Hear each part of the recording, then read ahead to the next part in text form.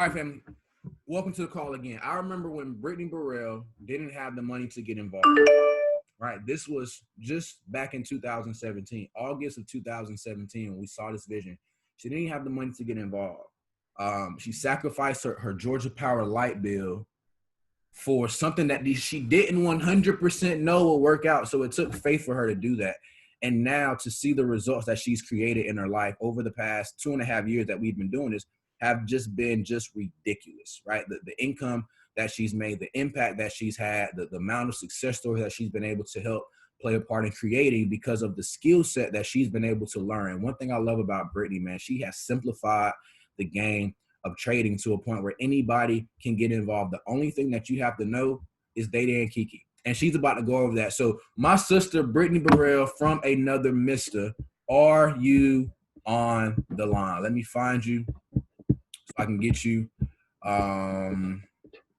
unmuted so you can bring the same game that you taught me. Let me tell you guys a quick story. Back in December of 2018, I was in San Diego with Brittany. I'll never forget. I'm in San Diego with Brittany. Brittany, if you don't mind, raise your hand so I can find you. I don't see you on here, but I know you're on here. Yeah, I don't see you. But back in December of 2018, me and B Burrell was in San Diego. And I'm like, B, how do you trade so simple? Like, what is it for you? Like, tell me, show me exactly what you do. So me and Brittany sat down for about maybe 20 to 30 minutes in Gio's crib in San Diego a couple years ago. And she began to teach me how she trades, right? So I took exactly what she taught me. So listen to me. This is a nugget for you. Everything that she taught me in that 20 to 30 minute session, everything. I didn't cut one piece out. I didn't add anything to it. Everything that Brittany Burrell taught me in that 20 to 30 minute session, I applied it when I got back to Atlanta and started trading. A lot of you guys remember the story when I took a $400 account to like 4,000 in 4 days. I did that utilizing the strategy that she taught me, and we've been utilizing that strategy ever since. So I'm about to go ahead and make Burrell. I'm trying to this thing. I'm gonna mute them out, but I'm gonna unmute B Burrell. B, you there? Let's go! Can you hear me? You are the co-host. You should be good to go. Perfect. What's up? Happy Saturday. Can you see me okay? I was gonna use my phone because sometimes it's be acting up, but I think we're good. All right, cool. What's up, y'all? Yo, I remember it was just like yesterday. Riyadh came back and killed the charts with Data and Kiki. Data and Kiki getting everybody paid, y'all. What's up? I just want to give it back to you, bro. I'm super grateful, man. Y'all drop some love in the chat box for Riyadh, man. I remember me, him, and Gio signed up, took a picture. I got that picture still the day we signed up, and we all looked like some little, I don't know what we look like. We look like some upcoming millionaires on the cheap side. But yo, today, 2.5 years later, this guy has supported me every single step of the way, has really, really been my mentor. He's a person I call, and we just bother each other all the time, and I love him so much. And he's definitely just been pushing me over the edge and pushing me to just get out of my comfort zone and just allow me to just, develop myself and understand who I am and that I am capable, right? And that we are one and the same. And I'm super grateful for you, Rod. Thank you so much for everything. Thank you so much for allowing me to be here today. And let's get started, guys. So if you're blessed, man, drop some ones in the chat box. Please, please, please drop some ones in the chat box. All right, there we go. All right, well, let's get rocking to it. I hope y'all, it's super easy to trade. My class ain't gonna be very, very long. How much time I got, Jones? How much time I got? You got if you don't use it all, you good, but you got an hour to flow. Perfect. I need it all. There we go. I'm gonna give it all. All right, cool. So I'm gonna share my screen. We're gonna get started first. I'm gonna show you guys how what it looked like, what the work looked like first. I'm gonna move this out of the way. I'm gonna show y'all what the work looked like first. This is the 2017 work. All right. These are all the screenshots of my work. I will go through and analyze charts like crazy. If you know me, you know who my mentor is on the charts. If you know who my mentor is on the charts, drop some ones. Drop his name in the chat box. I ain't even got to say it. Drop his name in the chat box. Right? That's right. CD. Again, this is an extraordinary day because to be side by side with my personal mentor, Christopher Derrick. Guys, it's the only voice I ever listened to. This man has helped me to retire my job. My belief got me there, but the skills, he helped me to obtain those skills. And so Day Kiki birthed out of what he created the foundation for me. Guys, all trading is technical analysis. There's nothing to it but to do it. All right, so let me show y'all what the work looked like. Let me show y'all what we did. All right, so I want y'all to look at the date on this email. This date on this email is when I did a workshop in last summer, 2018. But look at the dates on these screenshots. Right here at top, December 2017. All right, December 2017. I just want to show y'all the work because a lot of people say that they want freedom. They want time. Keep looking at the dates. All right, look at the dates. All right. So I just did analysis on so many charts every single day. Okay. I would make a prediction and I would go back the next day and we'll come back to this so you guys what the work looks like. But so many people say they want success, but they don't want the work. You got to change your language. Stop saying you want the success and start saying you want the work. All right. Y'all drop work in the chat box. We want the work. All right. So perfect. CD will be up at 3 o'clock today. So y'all stay tuned. All right. So let's get to it, guys. So there are certain components to trading. It's super simple. The first thing you want to understand is 5 components. All right. Support, resistance. I call them PRS because different educators use different words. And breaks and retests. All right. These are the components right here. This is all you need to trade, literally. Okay. That's the skill side. That's the 10%. Now, everything else is what's going to make or break you. This right here is what's going to cause you to lose all your money. All right. This right here was, in my position, it was more so overconfident. I might even put that on. Let's add another one. Overconfidence is what positioned me to learn my lesson. All right. So you guys have to understand what success is. So we're going to go over these components. I just gave it a little story name called Dada and Kiki. All right. So y'all hashtag Dada and Kiki in the chat box. I'm going to show y'all what it is. DAEDAEKEY. K-E-Y. Dada and Kiki. Somebody put Didi and Kiki.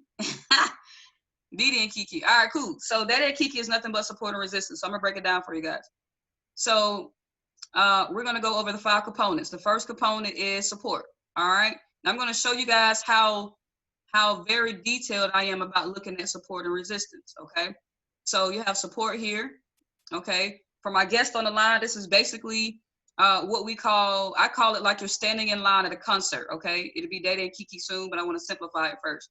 So right here, this is you standing in line at a concert. You're just standing on top of the sidewalk, okay? You're standing there. You're not breaking through the foundation. We call that support, okay? So that's what we call support. Here we go. Make it super simple for y'all. Now, the next thing you're going to see, I'm going to go through and label so many different levels of support, okay? And we're going to make this thing happen. Guys, this right here has helped people to make so much money. It had positioned me and Riyadh partnered last year on a big campaign. I was sending trades out to over 3,000 people at one point, and just simply doing this, okay? So support here. All right, now the thick part is called a candlestick. The thick part is called a candlestick. The skinny part is called a wick. Now, anybody ever been to the Dollar Tree and bought some candles? All right, these are your candles. All right, the thick part is called the body. The skinny part is called the wick. Let's label another support. I'm putting the first level of support at the edge of the body, okay? Standing on it, and this one broke through it. We'll get back to that. Support, okay, is standing on it, all right? Then we got support again, okay? And we got support again right here, okay? Just keep following my mouse. I don't want y'all to start looking all cross-eyed because you'll know where I'm going with it. Right here at the bottom, this is support, okay? If you got support, drop a 1. If you lost in the sauce, drop a 2. If you got support, drop a 1. If you lost in the sauce, drop a 2, all right? It's just right here, support, support, support, support. It's just where these two bodies are meeting and they're causing you to look like you're standing on top of something, okay? So that's support, guys. I'm gonna label some more support. Let's get out of this. Let's come up with some more support over, no, let me do that on the upside. All right, cool, let's label some more support. Support, look at the left side of the screen, okay? Support right here, support right here, support right here. Let's bring this down just a little bit. Okay, then give me 1 second, there we go. Support here. we're just doing labeling right now. Just labeling right now. Support, support, support, support, support. So right now, y'all just leave all your questions at the end because it's going to be answered along the way. I'll leave a little section, a little time for questions. Support, support, follow my mouse. It shoots up, it comes down. This little small area, I'm just showing y'all how I look at the market. This is support as well. All right, support, support. This candle broke through this support, okay? Then we come all the way down, we go back up, we come all the way down. Then we have support here, then we have support here. The red candlesticks mean down, the green mean up, by the way. Downward movement, upward movement is the green, okay?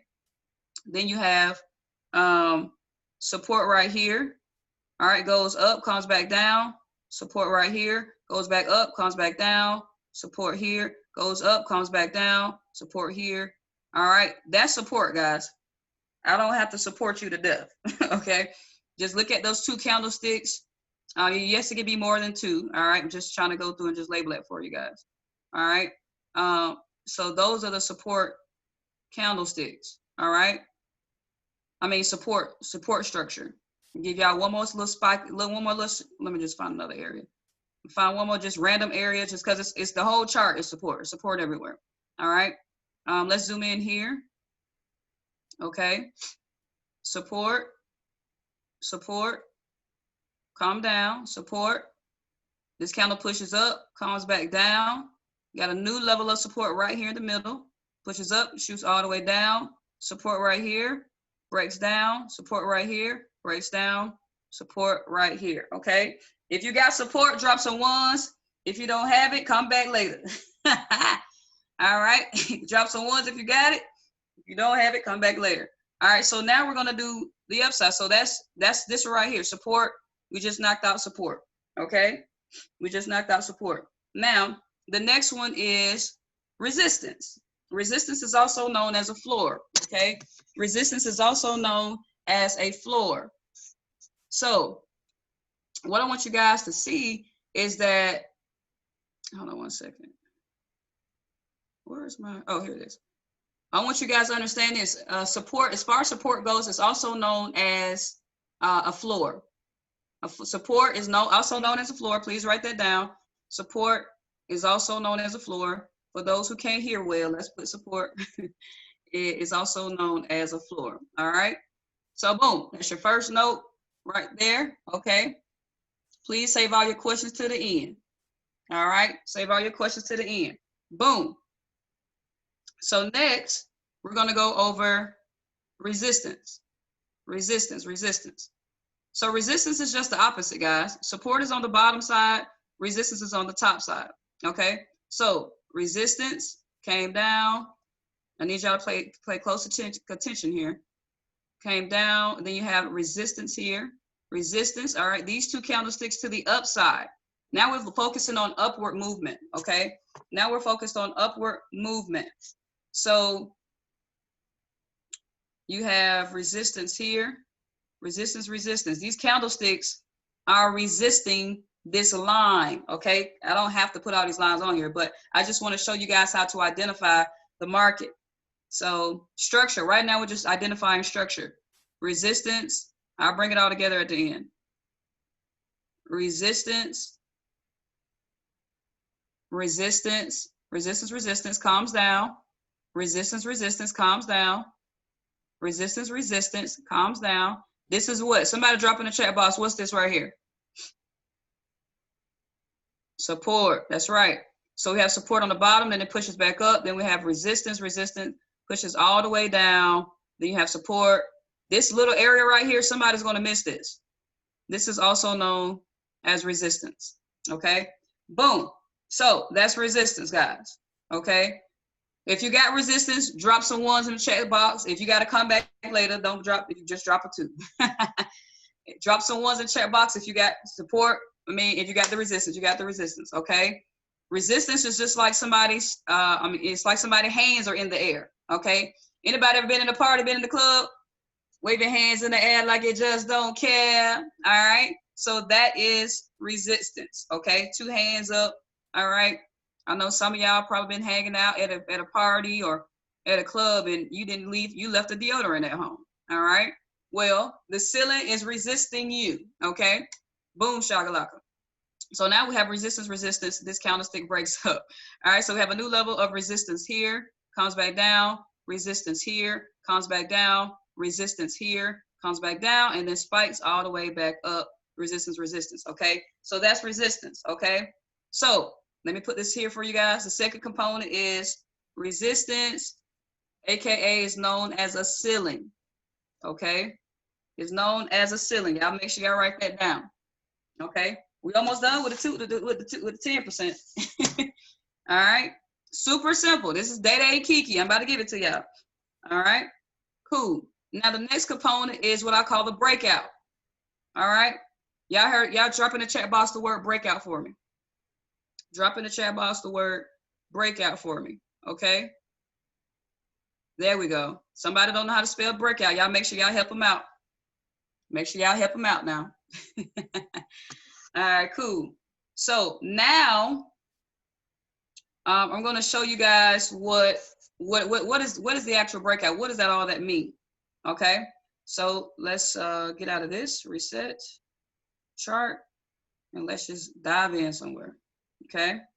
So a breakout is basically something that pushes through support and something that pushes above resistance.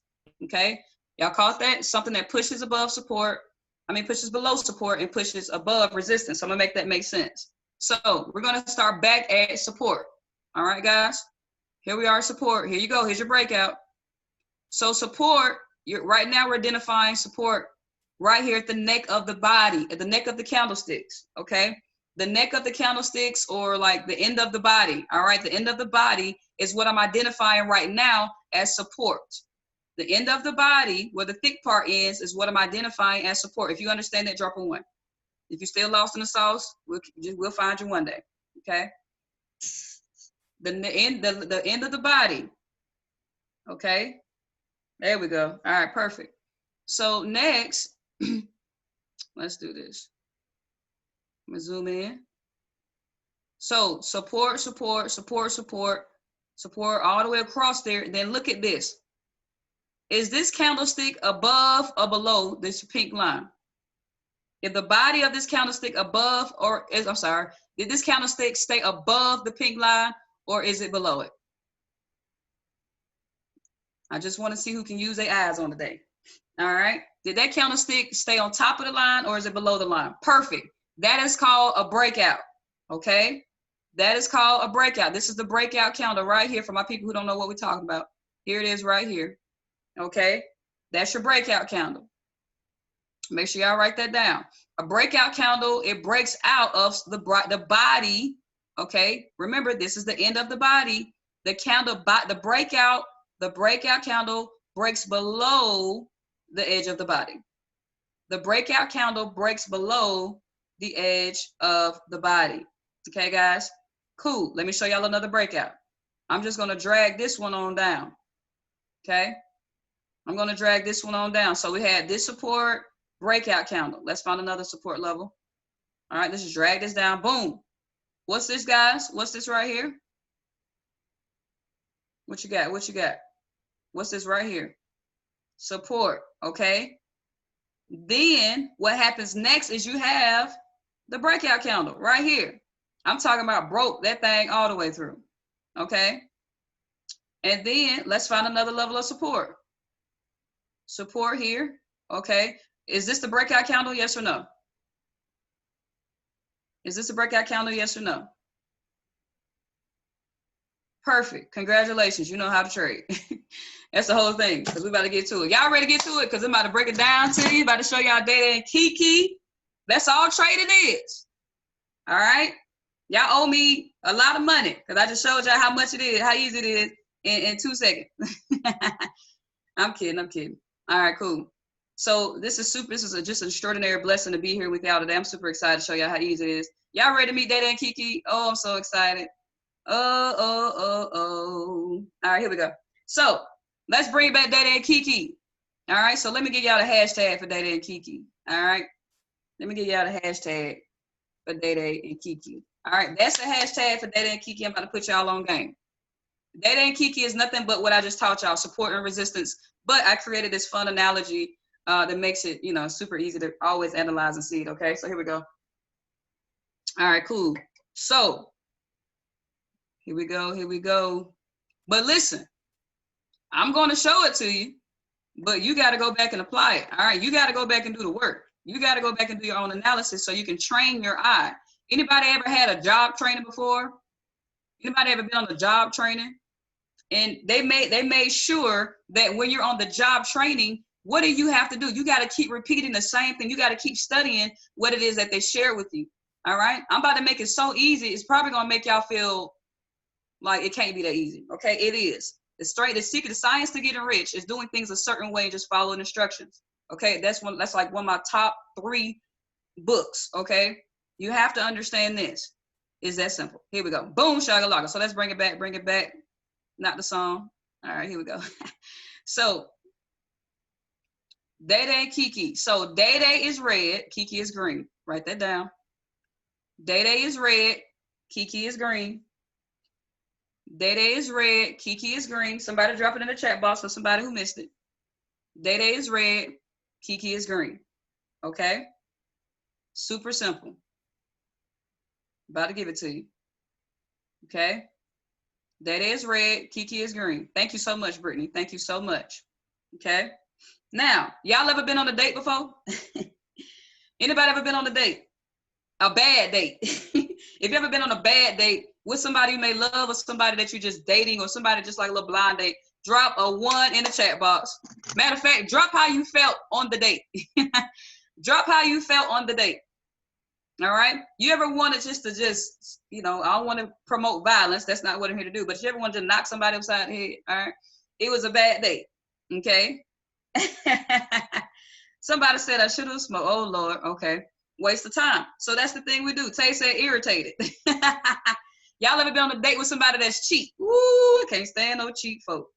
All right, here we go. Boom. So this is Day Day and Kiki on a date night, y'all, right here in this section, okay? So they cuddled up on the couch. I need y'all to use your imagination because that's how you get rich anyway. You got to use your imagination. Day Day and Kiki on the date. They cuddled up on the couch. They watched Netflix. This is Netflix night. This is also known as the next component. This is called consolidation. All right, oh Lord, I ain't spelling it so long. Consolidation. There we go. It's also known as ranging. It's also known as, I'll call it Atlanta traffic as well. But we can call it date night with Kiki and Day Day. Okay. So it's also known as consolidation. In the trading world, it's known as consolidation. Okay. So make sure y'all write that down.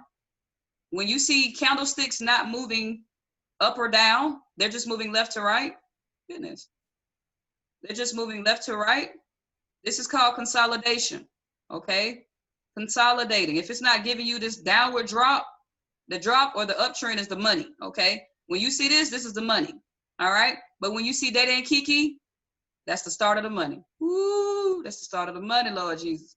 All right? Now, some people know me to used to use Fibonacci. I haven't used Fibonacci in over 2 years now, all right? It's this simple. Let me show you guys. This is the date night. This is the date night. This is the date night. This is the date night. All right. So boom, shakalaka. Well, let's take that off the screen. So Day Day and Kiki are having a date night. Now, if you've been one of those people to piss your girl or your guy off, drop a 1 in the chat box. If you were one of those people to push off your girl or your guy, drop a 1 in the chat box. Let's be honest. Let's be honest, because it's super simple. All right. Don't be lying. Some of y'all lying. Some of y'all ain't dropping nothing. Okay. All right. Here we go. This is you right here. You Day Day. Today you Day Day. All right. So Day Day and Kiki on a date night. When Day Day says something out of line, I'm gonna do the structure like this. I'm gonna hide structure. So as long as they're inside this box, they're doing good. Okay. As long as they're inside this box, they're doing good. Well, Day Day pisses Kiki off, and he got to do what? Boom, leave the house. This is Day Day right here. Day Day got to leave the house. Day Day leaving the house. Do y'all see Day Day leaving the house? Yes or no? Day Day is the red candlestick. He got to leave. Kiki says she's not having it. It's time to go. You got to get up out of here. All right. What Martin say? You got to get to stepping. All right. Boom, shakalaka. That's Day Day. Day Day is leaving the house because he done pissed Kiki off. All right. What has somebody made y'all mad about on a date night before? What has somebody made y'all mad on a date night before? Right? What did they do to make you mad? Now, some of y'all make sure y'all keep it PG, because some of y'all gonna get a little crazy in these chats. Okay. So boom. See y'all already cutting up. So this is Day Day leaving the house. So Day Day leaves. I'm gonna show y'all how the market moves. The market moves in two angles: a lightning bolt, okay, or in. Now GW ain't gonna do that. Let me go ahead and make it a little more fun. The market moves in a lightning bolt, or it moves in the end. Now, Rhea, forgive me when I say this, but some of y'all, I'm gonna show y'all something. We gotta laugh right quick. We gotta laugh right quick. Somebody may see somebody having a baby. Some of y'all may see somebody having a baby. Okay, that ain't what's going on. Okay, so so this is the deal. We draw a little head on them, right? Just make it fun. But anyway, the market moves in a lightning bolt or in, okay? So this is what Day Day is doing. Let me move that because y'all ain't gonna stop looking at that. So this is Day Day and Kiki on the date, okay? Day Day and Kiki are on a date night. So when Day Day leaves the house, what is it that you should do when you piss? I'm looking at my cell phone. Let me leave this phone. When you piss somebody off, what should you do when to make amends? What should you do to make it good again? Right? What should you do? That's right, an apology. So here we go. Day Day and Kiki right here. Okay. Day Day is going to leave the house. Okay. Now I need y'all to use your imagination after Day Day leaves the house. Everything after that is him. After Day Day leaves the house, everything becomes him. So he leaves the house. Do y'all see him leaving the house right here? This candlestick? That's called the breakout. He left the house. Okay. Now he got to come back and knock on the door. So what we call the knock, this is your next component. This is your next component. We got support, resistance, consolidation, and breakout. The last component, last component is your favorite component. Okay? I'm going to tell you why. When Day Day comes back and knock on that door, baby, you need to get in the trade. All right? Get in the trade. Stop thinking about it. Ain't no number of times to retest. Get in the trade.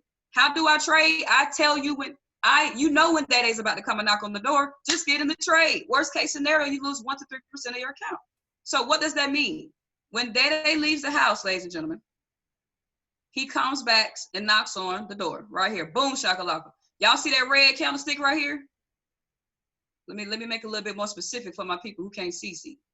Okay, right here, he came back up and knocked on it. Y'all see this one? Yes or no? This candlestick right here, that wick, it said, scoop, scoop. All right, he touched the door. So now this is the door. All right, he left the house and he came back and knocked on the door.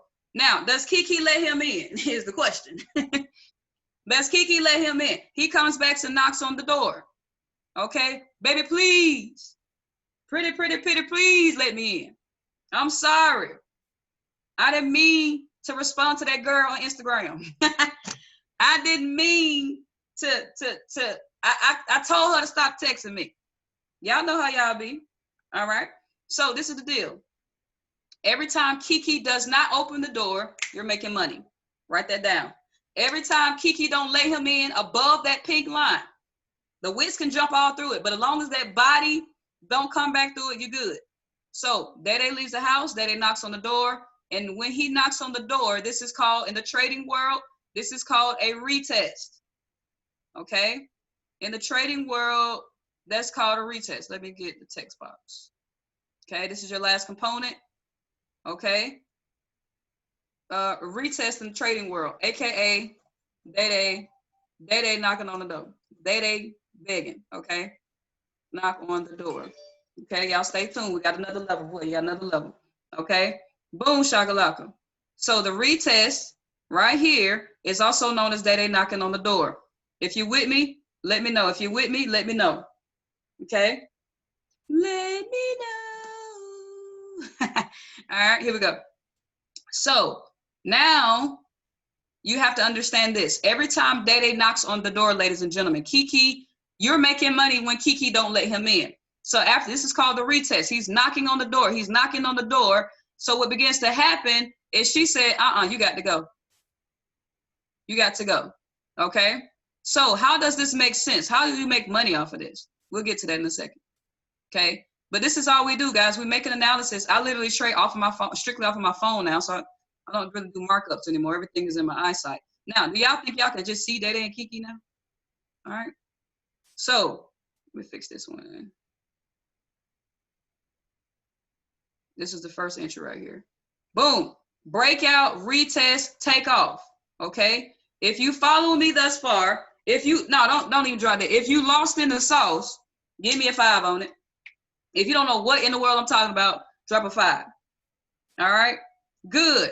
When you join I Am Master Academy, you're gonna get all this sauce. All right, because we got your back. Okay. Now for those who dropped a 5, I'm just showing y'all it's a date night. Okay. So let's bring it back. Let's clean it up. Support, break. Dada leaves the house on this candle. The body leaves. All right. Comes back, knock on the door, and then he leaves again. Okay. What is this? Is this a lightning bolt or end? What's that? Is that a lightning bolt or end?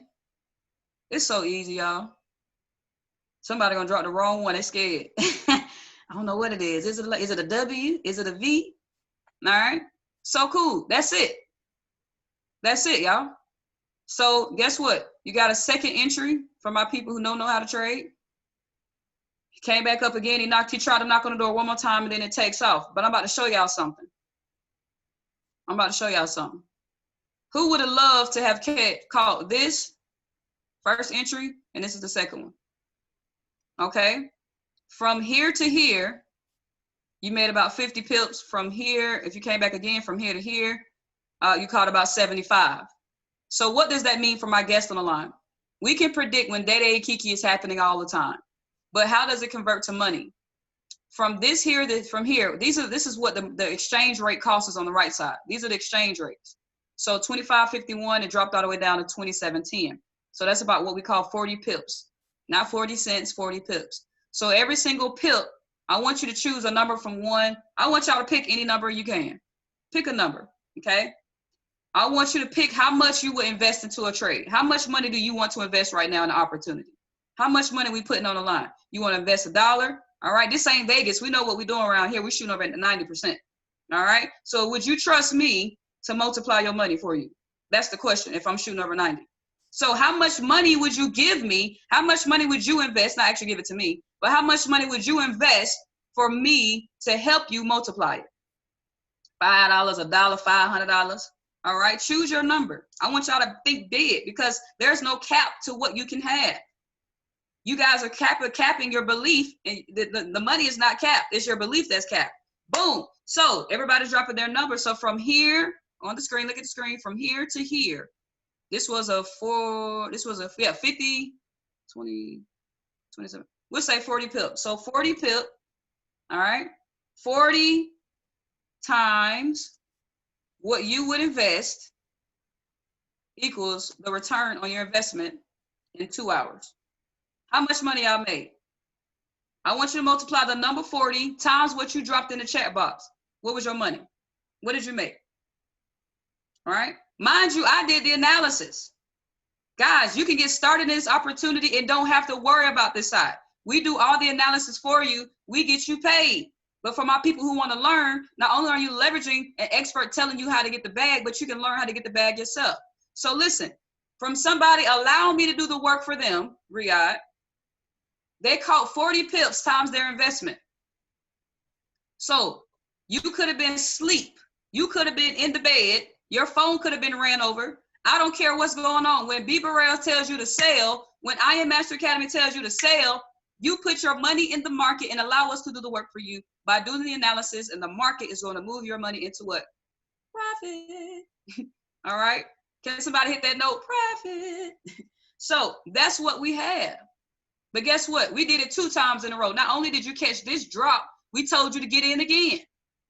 We told you to get in again, but this time we didn't catch 40 pips. This time we're going to catch what? Let's see how far it dropped. Oh, wait. It should be getting ready to do a pullback now. Oh, Lord, that thing dropping it like it's high. Let's see. Okay, here we go. So,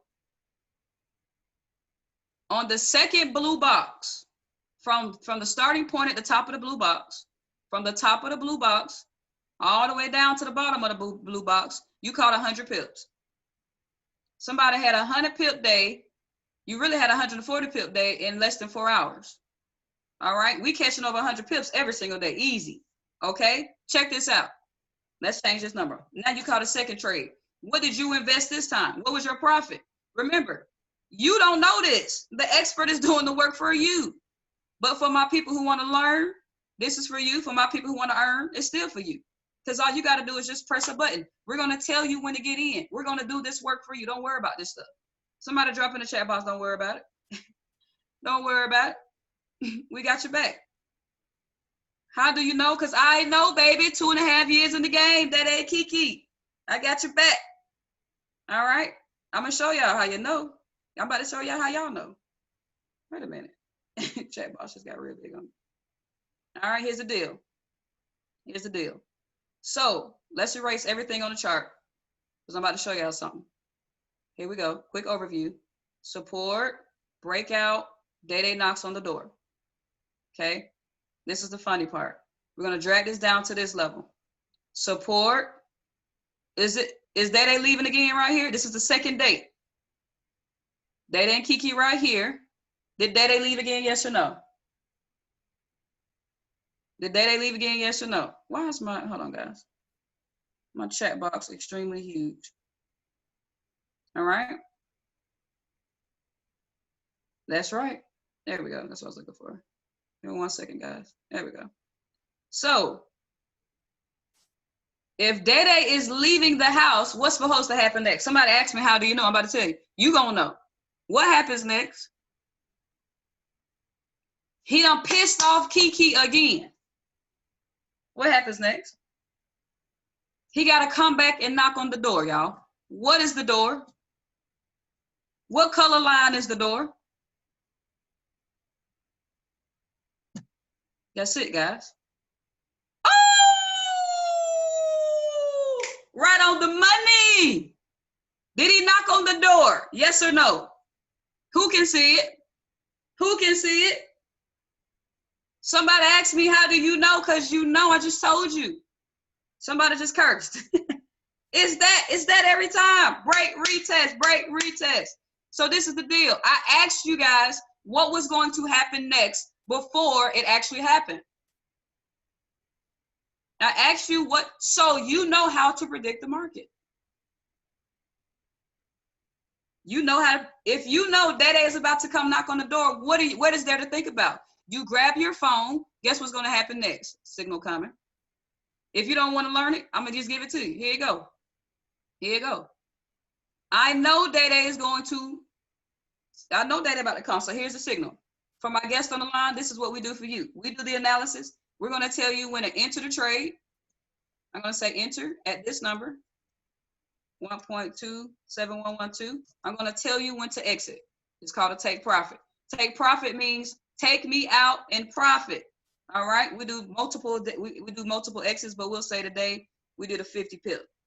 So either way, 1.2726. Let's do 2650. So this is the deal. I told you to get in here. I send you. You got an app that you're going to download called MetaTrader 4.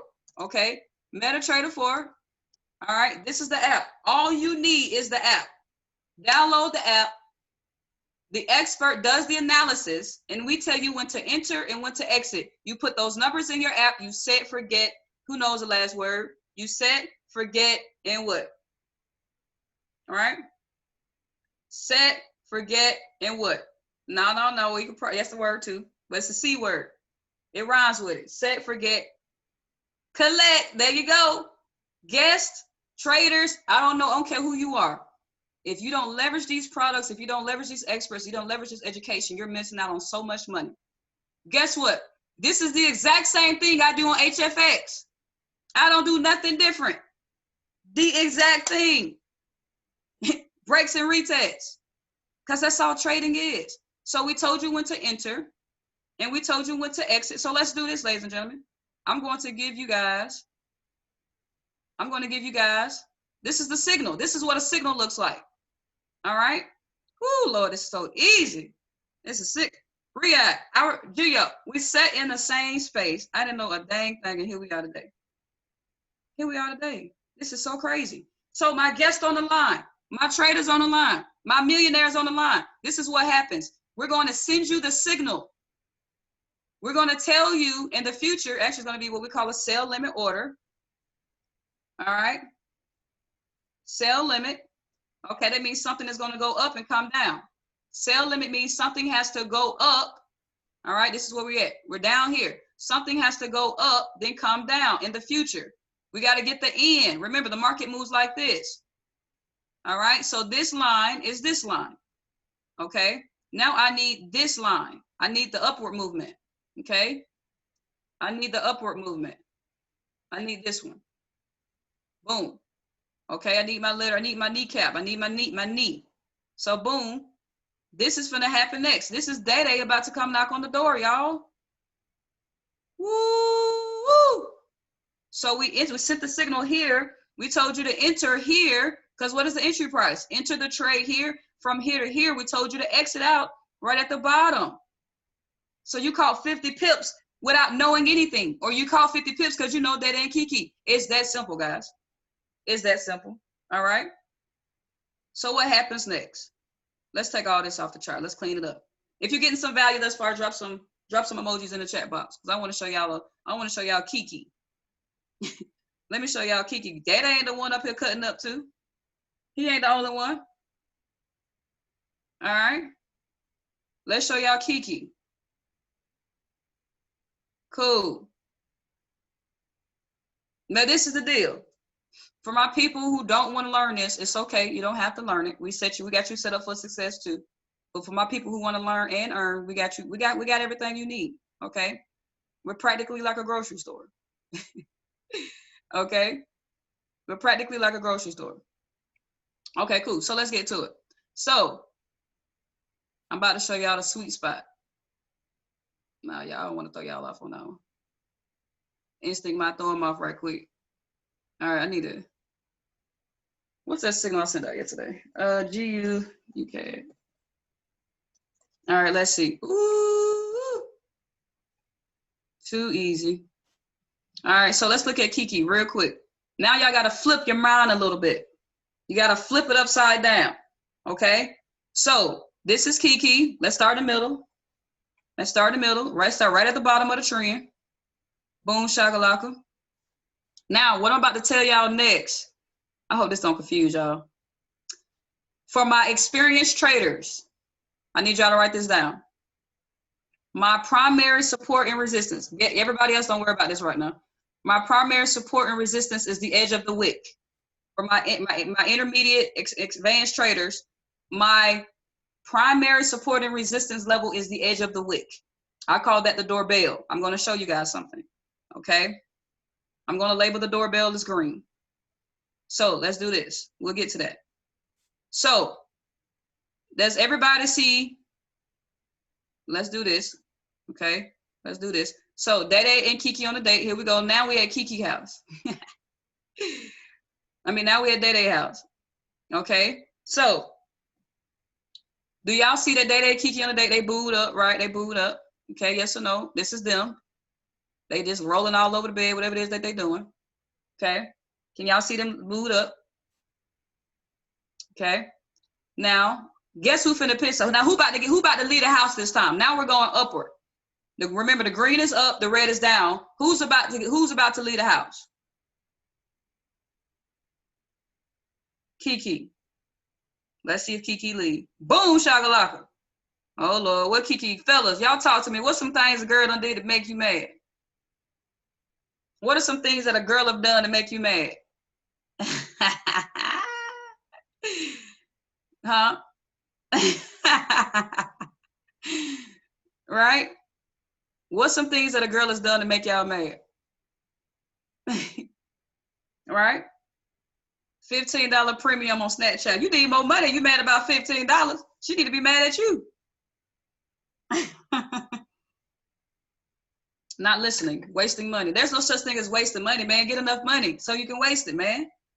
Y'all need to get somebody drop the signs of getting rich in here. level up this money in here. All right, here we go. Somebody messed up my 2K. All right, cool. So Kiki and Day, Kiki leaves the house. Now, remember, the other one we showed, the analogy we showed was an end. Okay, this was the one with Day. Now we're finna show Kiki. Let me separate them for y'all mind to be right. Okay, so when this is Kiki leaving the house. Okay, what's supposed to happen next, guys? What is Kiki gonna do next? She's gonna leave, and then she has to come back and apologize. So that's right. She has to come back and apologize. Okay, so that's right. So she's leaving, she's pushing up. Now for her to come back and knock on the door, which direction is that? For her to knock on the door, what direction does she have to do? She has to go up or she has to go down? Down, that's right. So let's look what happens. Woo, Kiki real pissed off. Kiki done ran up the street. Kiki done ran up the street, y'all. Okay. Remember, this is the breakout counter. We have resistance. This is consolidation, them on a date. Resistance, breakout candle, and she done broke all the way up. That girl done ran and called her girlfriends. All right. Y'all know when a girl mad, she need to be like, they need to make that a dance. All right. So she has to come back and knock on the door. All right. So let me give y'all a second though. The neck of the body. Remember, this is what we call resistance, y'all. There's still resistance, but I consider that my secondary level of resistance. My primary level of where Kiki is going to come back and touch is called the wick. The edge of the wick is here. How do I choose which one? Let's get into the academy, Christopher Derrick. Okay. This is the neck. This is the wick. Let me move this white line out of the way. Let me move Kiki out of the way right quick. Oh man. Let's move Kiki. This is the neck of the body. This is the wick. Neck, wick, neck, wick. If you consider these inside of each other, some people call it a zone. All right, my Instagram is Burrell Music. All right. It's in my box on the on the screen. Okay. So this is the thing. Oh, this is not. Sorry guys, I'm having a little trouble with my thing that froze up. Okay, here we go. So resistance, wick.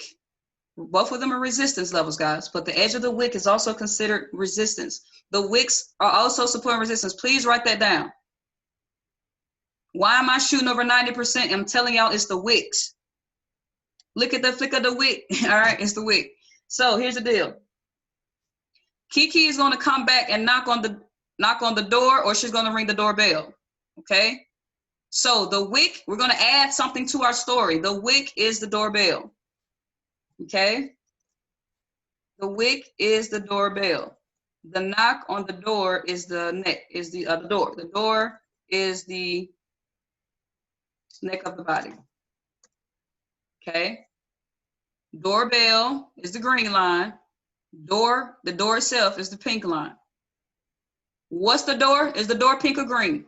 I got to make sure y'all paying attention. Is the door pink or green? Is the door pink or green? This is the door.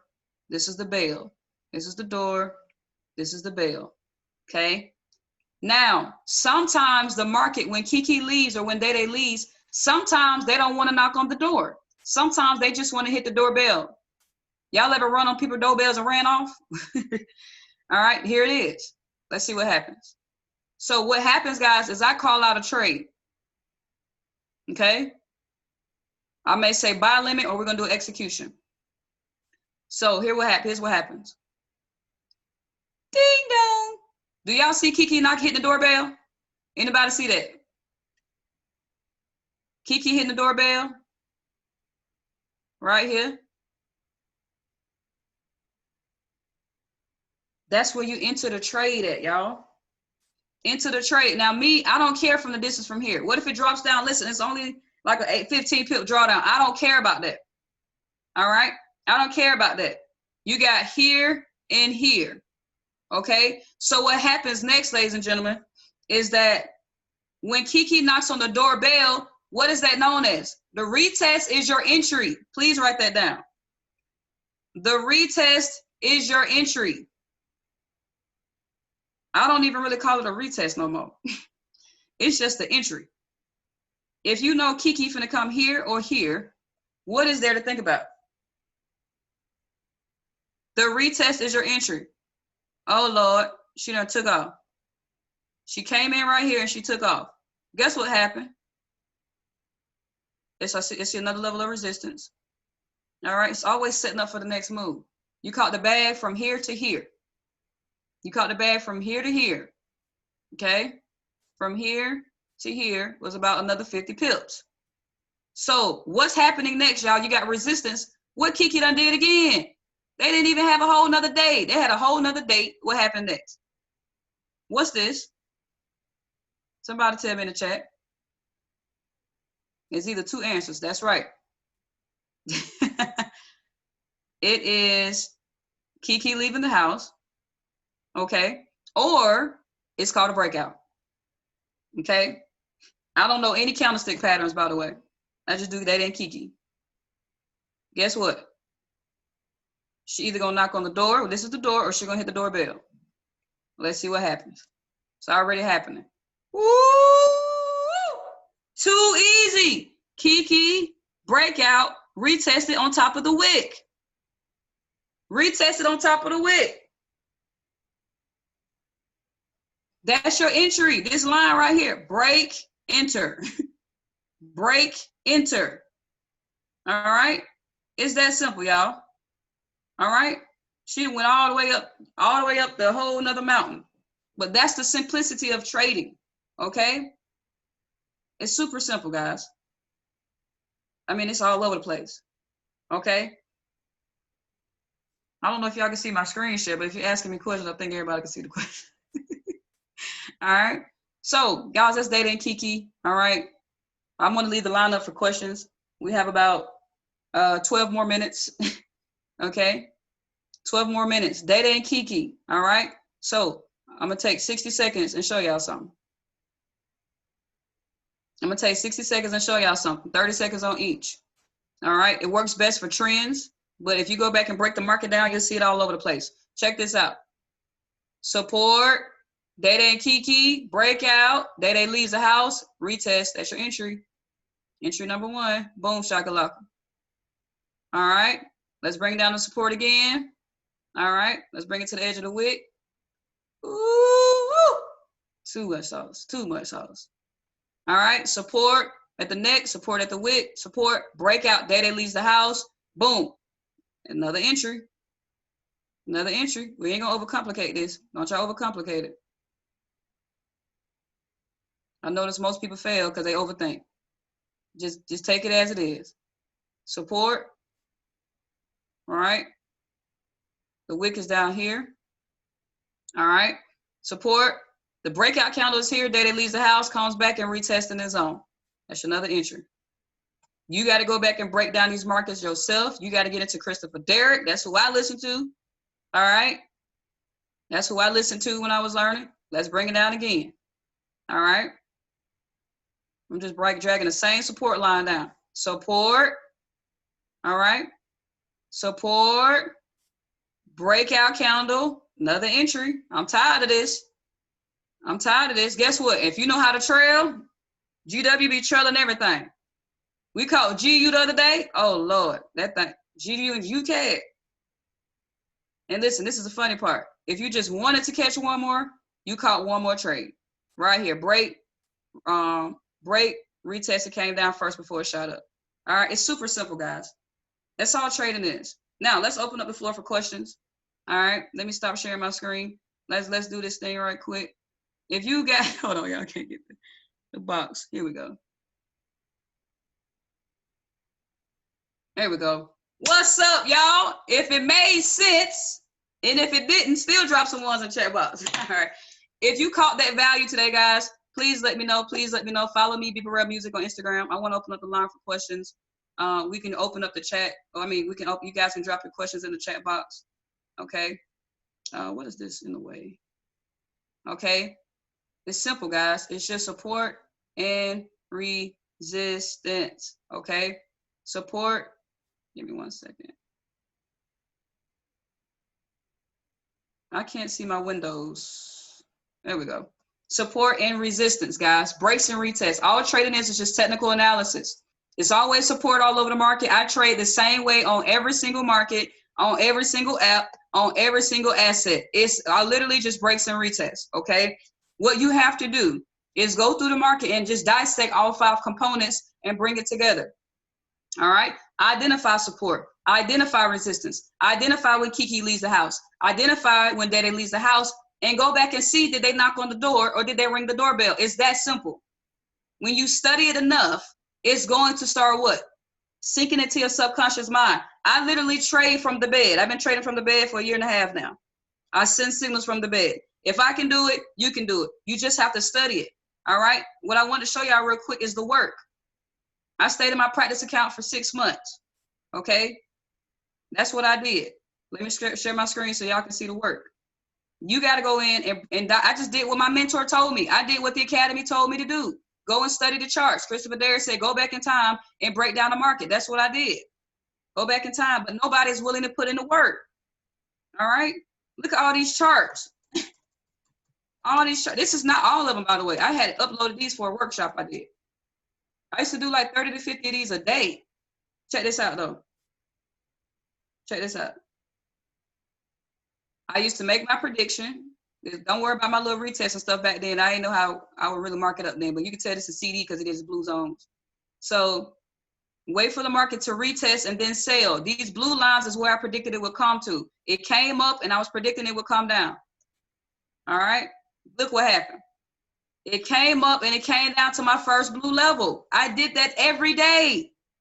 So when you're asking, how can you know? When you study it enough, y'all study people bad habits. When you study somebody doing somebody wrong, you're going to know they're going to keep doing them wrong. All right, so let's get to these questions. All right, cool. So, ooh, y'all bombarded me with all these questions. All right, hold on, let me see. Give me 1 second here. I'm trying to get my, can somebody drop something in the chat box? It's not refreshing for me. Just drop something so I can catch it.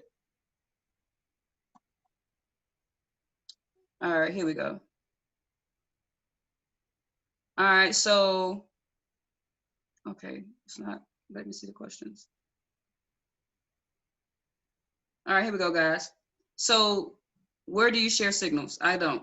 Do you live? I'm kidding. So guys, I don't send signals on the I Am Mastery platform yet. That is coming, so we're gonna manifest that. All right. Do you have live trades? What do you mean live trades? Do you use H4 frame? Okay, so somebody asked a great question. So for the overall analysis, I look at the daily, 4 hour, and I use my entries on the 1 hour.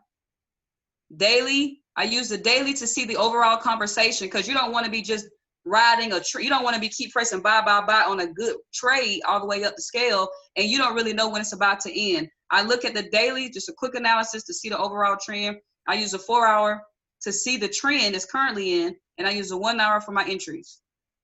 All right, I trade indices, futures, everything exactly the same way. All right, breaks and retests. I caught US 30 the other day, 2,500 pips in the hour. Breaks and retests with Data and Kiki. Okay. Daily, 4 hour and 1 hour for entries. Daily, 4 hour and 1 hour for entries. Okay. And this is the deal. You got to choose your pain. Is marking up charts more painful than going to your job? I tell people, I help people have less pain in their life. It's painful to see people broke. It's painful to not see people have freedom. Anybody ever had? No, don't drop. Now I got to catch up on these questions. When you go live, so can I join your sessions? Heck yeah. So do you enter a buy limit, sell limit, entries on the doorbell? Yes, I do limits and I do executions. Most of my trades are executions because I like to get the highest entry. They're about 50-50. I do both. I kind of do one and the same. I'll send a limit and I'll send an execution at the same time. Because remember, it may not come back down and hit the door, but it will hit the wick. So I've had instances where I don't wait for just one or the other. I'll do both just so you can have that safety and execute. I'm an execution trader. That's more primarily what I do. but I also put those limits just in case, because that's like the best entry at the peak. But I don't want to miss the trade because I'm waiting for it to possibly, I don't want Day and Kiki to possibly knock on the door. I want to make sure I'm in that trade. So I'm looking for the doorbells. All right. And if as soon as I see it hit the doorbell, I'm executing the trade. All right. The trades, the time I trade, by the way, is after 9 a.m. 9, I usually trade for I just send, my trades out between 9 and 10:30. After that, the market tends to start moving a little slower. Usually the trades take profit the same. Usually my trades take profit within like 15, 20 minutes. Sometimes way less than that. Thank you so much for new to K-Markets. If you guys want to understand what I studied, 100 series, 200 series, technical analysis, Christopher Derrick. That's the whole regimen. Technical analysis is actually what I just taught y'all today.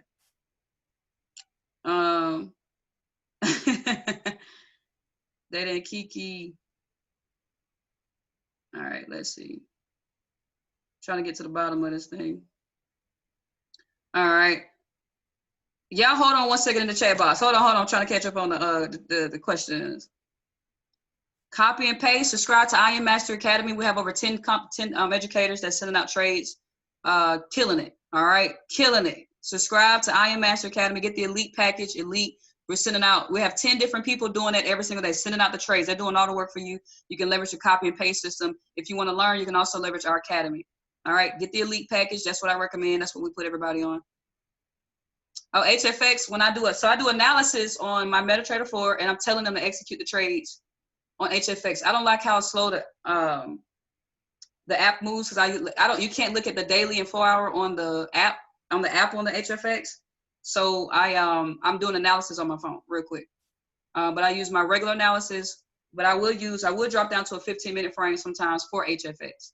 When I'm holding the trades on HFX, I'm doing like 2 or 3 minute holds. What time zone are you in? I'm Eastern time, Atlanta time. So I'm trading at 9 a.m. Eastern, faithfully every morning. Instagram, B Burrell Music, B Burrell. Can you guys see my picture here on the Zoom? Can y'all see my name? That's the Instagram right there in the name, in the left hand corner of the right here, right there. Okay. How do you set your stop loss? I trade by risk management. The entries are pretty much good to go. So I really don't, it's the funny part. You can do a 30 pip stop loss. Most of the time it don't hit no stop loss. 30 pips. Yeah, you can do 30 pip stop loss. It'll give you a 3% risk. It really never hits a stop loss. So you'll be good on that. 30 pips. I send my signals as a 30 pip stop loss. I get the basics of support, but can you explain more how to choose and place them? So Miss Katie, you'll have to leverage the technical analysis that we have in the Academy. They literally teach exactly what I just taught, and Christopher Derrick and a lot of our other educators that's teaching technicals, literally just, they're going to break down the structure, and you'll be able to watch those videos on repeat. Did I miss anybody questions? Wait, I saw something up top. How much money do you have to use to start your account when you first started? I ain't have no money, like a couple of hundred, like $100 or something. That was so long ago. Probably like 100 something bucks. When I first was trading, I only traded cryptos. Data and Kiki crypto. Data and Kiki on cryptos for like 4 months, and then I came back to Forex. Let's see. We got 1 more minute. Let's see. Can you tell your retirement? Yes, I can. Ooh. Where can I get access to recording? You have to ask Riyadh. Yes, I send out signals on Pocket Option, but we put them on either Vital Forex or Race Option. They can do whatever broker they want, but I don't really have to. I haven't had to do the rollover option yet with my personal experience, but I do recommend Vital Forex for the rollover option because of our educators. We got a 7-figure trader, Maddie, that's killing it. I suggest Vital Forex for that. Yes, I'm going to tell my retirement. Riyadh, can I get 2 more minutes? Where you from? Yeah, go ahead, B. All right, bet. So, guys, I got to just close up the questions. You guys can DM me your questions on Instagram, and I'll get those answered. Somebody would like me to share the testimonial. So, my background is literally, I got started this opportunity August 2017, guys. Didn't have the money. I can pull up the email of the screenshot. I took a screenshot of my overdraft because we're going to be sharing that on stage when we knock out chairman. So, I got inside this opportunity, didn't have the money because I took the money out of my bank account to start the opportunity and got an overdraft on purpose. I figured, hell, I believe in myself enough. I'll get the money back. I wasn't worried about that. I light a candle. It was that I was that desperate because I saw if I worked that job the same way every day, I could literally predict what was going to happen next. If I kept doing this activity, nothing in my life was going to change. Clocking in, clocking out, being exhausted, being tired. I said, no, I got to do something different. All right. So what I decided to do, I actually already knew about trading. My best friend Kiana went to a conference orientation, and they were charging $10,000 for a 5-day course. Hear me again, $10,000 for a 5-day class. I got a good friend of mine, Bree. She paid $27,000, I think, for a 5-week course or something like that. Guys, what I Am Master Academy is charging us is so ridiculously cheap, inexpensive. So when I got started, it made me nervous that they would raise the price up because it was too cheap. I said, there's no way they're charging $200 to learn a skill set I was about to pay $10,000 for. So I got plugged in. I started taking it serious October 2017. I was locked in. I said, I got to hurry up and learn how to trade. Because y'all know I started rushing how to learn how to trade because I couldn't afford it. If it went up above $200, $200 is an issue. If you can't afford $200, that made me feel some type of way. I felt stupid that I couldn't afford $200. I was like, man, I got to hurry up and learn how to trade. So I locked in October 2017. I worked from 7 to 7. I went to sleep from 11 to 2 a.m. And I was up from 2 to 6 every day looking at Christopher Derrick. When I missed his sessions or if he had recordings, I would repeat those recordings over and over. I ain't never been that obsessed about something in my life. All right. And then I look up one day, 100 days later, I had my first 100% entry day on Bitcoin, walking through Walmart looking for whiteboards. And I retired April 6th of 2018. I started making enough money. I was like, why am I still going to work? I gave my job a 90-day notice, y'all. I wasn't sure at first. I said, hey, Jill, I think I might be leaving soon. I think I might be leaving soon. Then my language started, Jill, I think y'all might need to go ahead and start looking for somebody. Then it started from saying Mike. I said, Jill, y'all need to look for somebody. All right, stop saying Mike. And then it went into, why y'all still ain't hired nobody? I'm leaving in 30 days, And then I pushed my retirement date back because they hired somebody when I was about to exit. So I stayed an extra 30 days to help them. So it's actually supposed to be March. I don't know if people know that. I stayed an extra 30 days just so people could assist, so I could help them out. And so that's it, guys. So it's been lovely ever since. Getting ready to retire my mom in the next 6 months. And I mean, it's just been absolutely amazing. So I'm blessed. Learn the skill set, copy and paste your life away. Whatever that is, you got to do. Guest on the line. Listen, you got to choose your pain. If you enjoy, if maybe you're not broke. Maybe some person who you're a slave to your job. Nothing wrong with a job, but it's something wrong when you can't enjoy your life. You're not born to work. All right. We're here to make an impact. Live your best life. Plug in with whoever invited you to this experience on today. I hope y'all had some fun with Data and Kiki.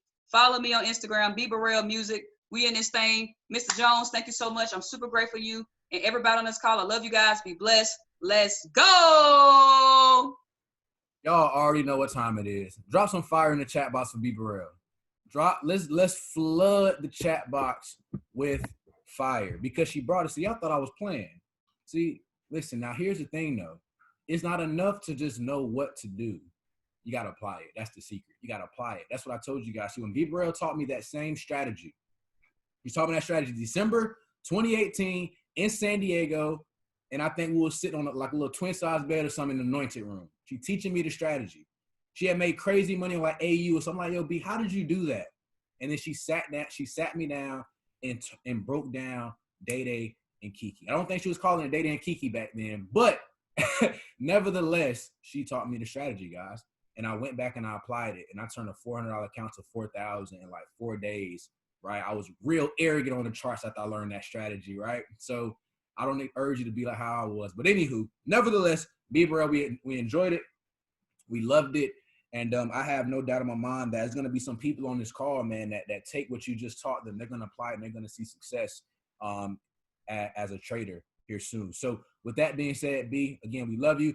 And let's bring up our next trainer. Man, I'm excited for this gentleman. I mean, he is an I am educator. B Burrell was just talking about plugging into the educators, plugging into, everything that the company provides. And the fact that we have one of the top educators on the company on the call today is just a phenomenal. I had a chance to watch him train A couple months ago, we was doing a training together with Justin Owens, and I got to watch Abel break down the charts and break down how he trades. And I was like, man, this dude he's dope.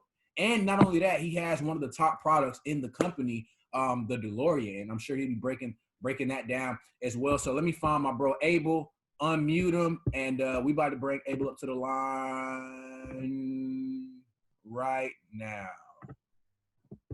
Abel, are you there, bro?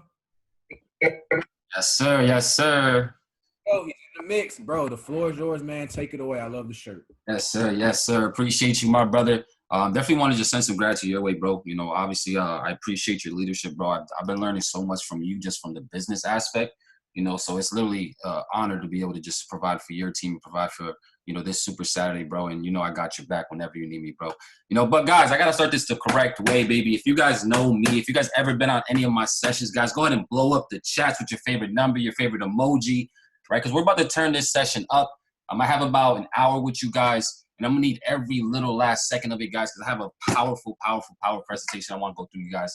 And I promise you at the end of this session, you guys are going to have nothing but breakthroughs, right? But I also want to give it back to the first speaker as well. You know, Brittany Burrell Music, she absolutely destroyed it. You know, Day and Kiki, guys, they could just never get along, you know, but it's absolutely amazing to see how she broke that down, right? Like it's the basics of that, guys, and how she interpreted it is what's going to allow you guys to get to the next level. But what I'm about to do is I'm about to also emphasize what she talked about, right? I'm about to go a little bit more in depth, right? Because you can keep things as basic and as simple as that, you know, and you can also go a little bit more in depth, you know, for anybody that wanted more advanced techniques to it, guys. So I'm gonna get into that in a second, but I gotta set the tone, man. I gotta set the tone, baby. And I set the tone with music, right? I set the tone with music, guys, right? I don't know about y'all, but music gets me amped up.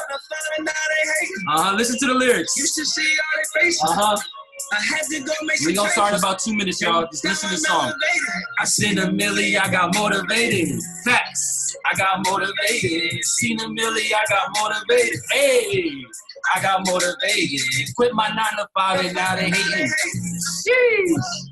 You should see all their faces. I had to go make some changes. Now I'm elevated. Expensive dinners, I'm flipping no waiters. I'm sipping champagne with no special occasion.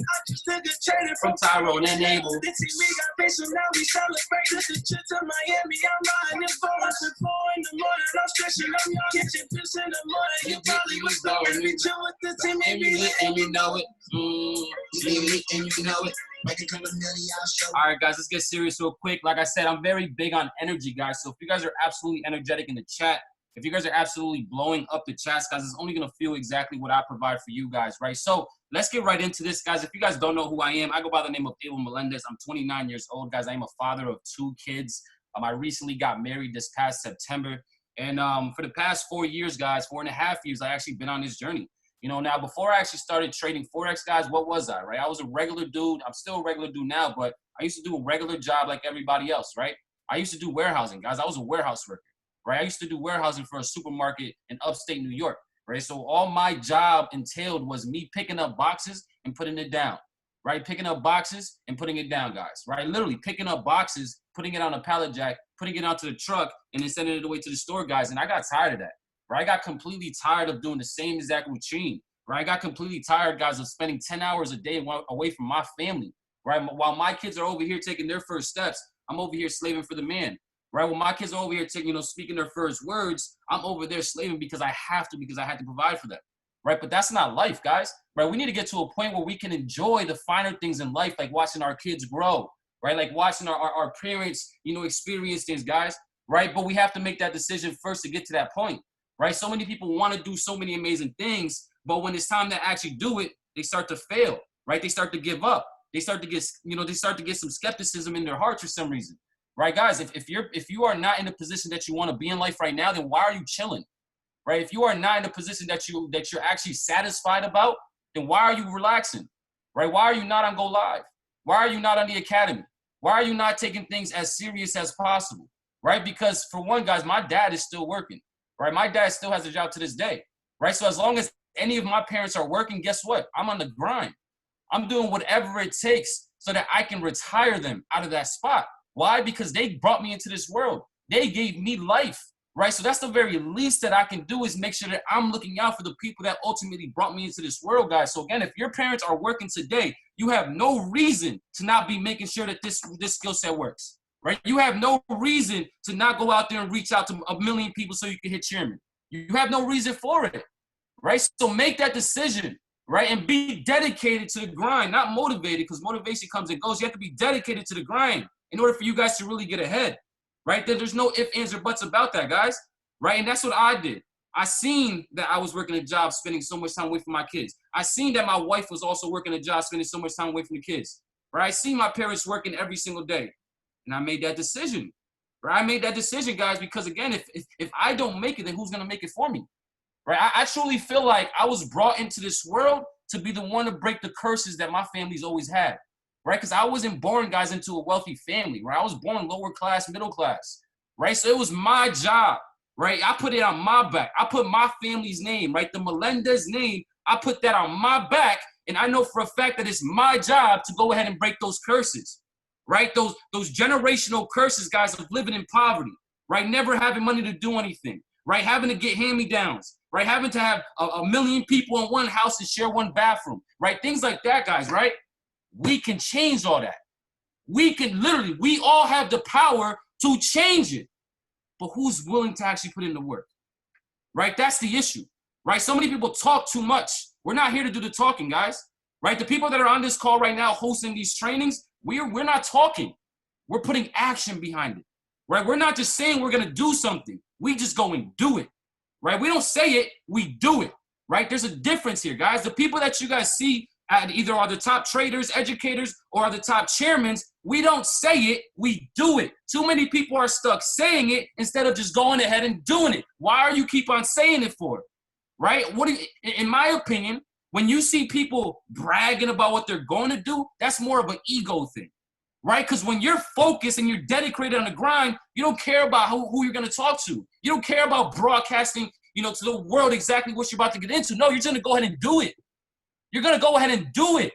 So guys, be a doer, not a talker, because talk is cheap, right? Talk is cheap, and your talk isn't going to get you anywhere. Your actions is going to get you everywhere, right? I'm on this platform right now, right in front of somebody that I highly respect, Mr. Riyad Jones, Mr. Chairman 50, Chairman 100 Loading, right? I'm here now, guys, because of the action that I did, not because of the words I spoke, because of the action that I've been putting in. So make sure you have action behind your words, right? Make sure you have action behind your words, right? And if you do that, guys, then yeah, you can most definitely go ahead and change the game. So, Mr. Riyad, bro, can you make me co-host so I can share my screen? Because I'm about to go off on that, right? They already got me too fired up, right? They already got me too fired up. Oh, my God. Listen, guys, get your notepads, right? Get your pens. If you guys have a notepad handy, put it in the screen.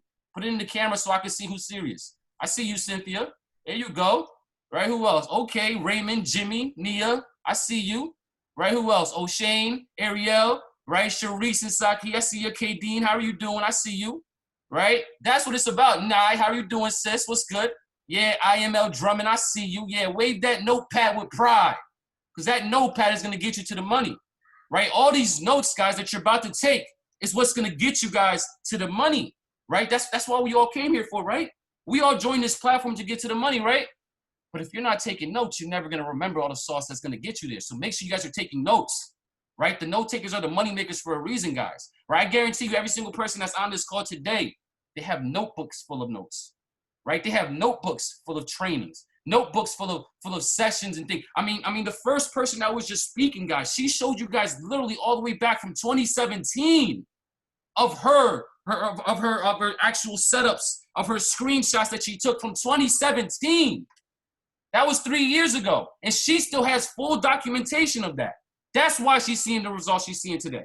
It's not because you talk about it. It's because she's documenting those stuff, right? She's writing down everything, right? You guys seen her schedule. She said she was literally on Christopher Derrick faithfully. Guess what? I was also on Christopher Derrick faithfully when I joined this as well. Guys, right? There's literally a lot of things that we need to do to get to the next level. You just have to make sure that you're willing to do it, right? So now, let me actually go ahead and share my screen because, like I said, I'm about to go in with y'all, right? So I want to go ahead and talk to you guys about, and shout out to my boy, Mr. Tyrone Foster, another educator on the platform. Also, my man, Prescott Coleman, for that song. You know, they absolutely made a banger right there. It's absolutely my favorite song, guys. I absolutely play that song during every session that I have, guys. But let's get right into this now, right?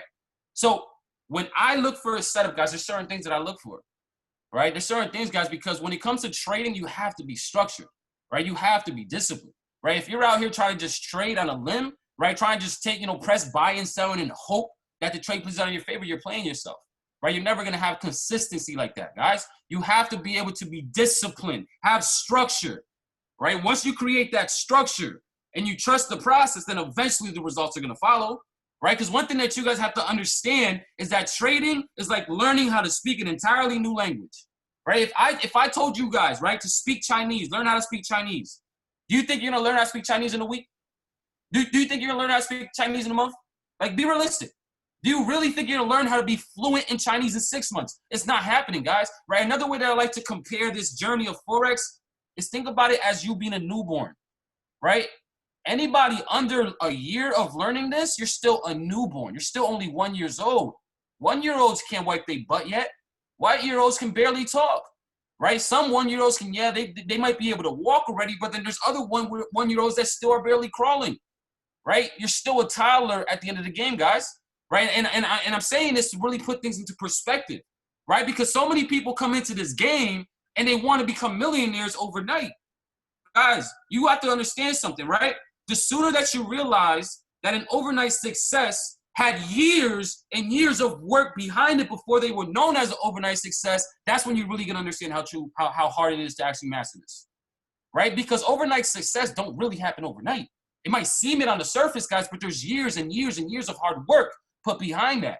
And that's the same thing you guys have to treat this. So if you're less than a year, you're only 1 year old in this game, you're a baby, you're a toddler, right? If you're 2 years old, now we got the terrible twos, right? Terrible twos, yeah, they could walk, they could talk, but guess what? They still destroying everything, guys. So even in your second year, yeah, you'll be able to understand these markets. Yeah, you'll see results here and there, guys, but the consistency still might be a little shaky, right? But you're seeing results, right? And then when you get into your third year, guys, like I said, I'm 4.5 years into this game, right? So I'm technically 4 years old. A 4-year-old is still a baby, right? That's why for me, right, no matter what I have as a title, no matter what position I'm in, no matter how much money I end up making through trading, guys, all that is irrelevant because there's people out there that have 20 plus years under their belt, that are 20-year-olds, right? That are actual full-grown adults in this trading game, like Mr. Christopher Terry, our CEO, who's done 100 million plus in this game, right? So there's levels, guys. So we have to make sure that even if we see a couple wins here and there, that we never let our ego get the best of us. Because there's always somebody doing far better than you are. And as long as you remember that, you're going to be in this game for a while, guys. So again, trust the process. It's going to take some time, but it will all be worth it, right? I'm actually about to get that tatted. Like, I'm not lying. I'm about to get that saying tatted. It will all be worth it. Because that's how we have to approach this, right? No matter what you go through, it would all be worth it, right? You blew an account. Cool. It would all be worth it, right? You lost your downline, right? You lost your entire team. Cool. Trust the process because it would all be worth it, right? You just lost your last dollar. Cool. Trust the process. It would all be worth it. Guys, I need you guys to blow up the chats with it will all be worth it because you guys have to understand that, right? Because the crazy thing is, guys, we have 550 people on this call.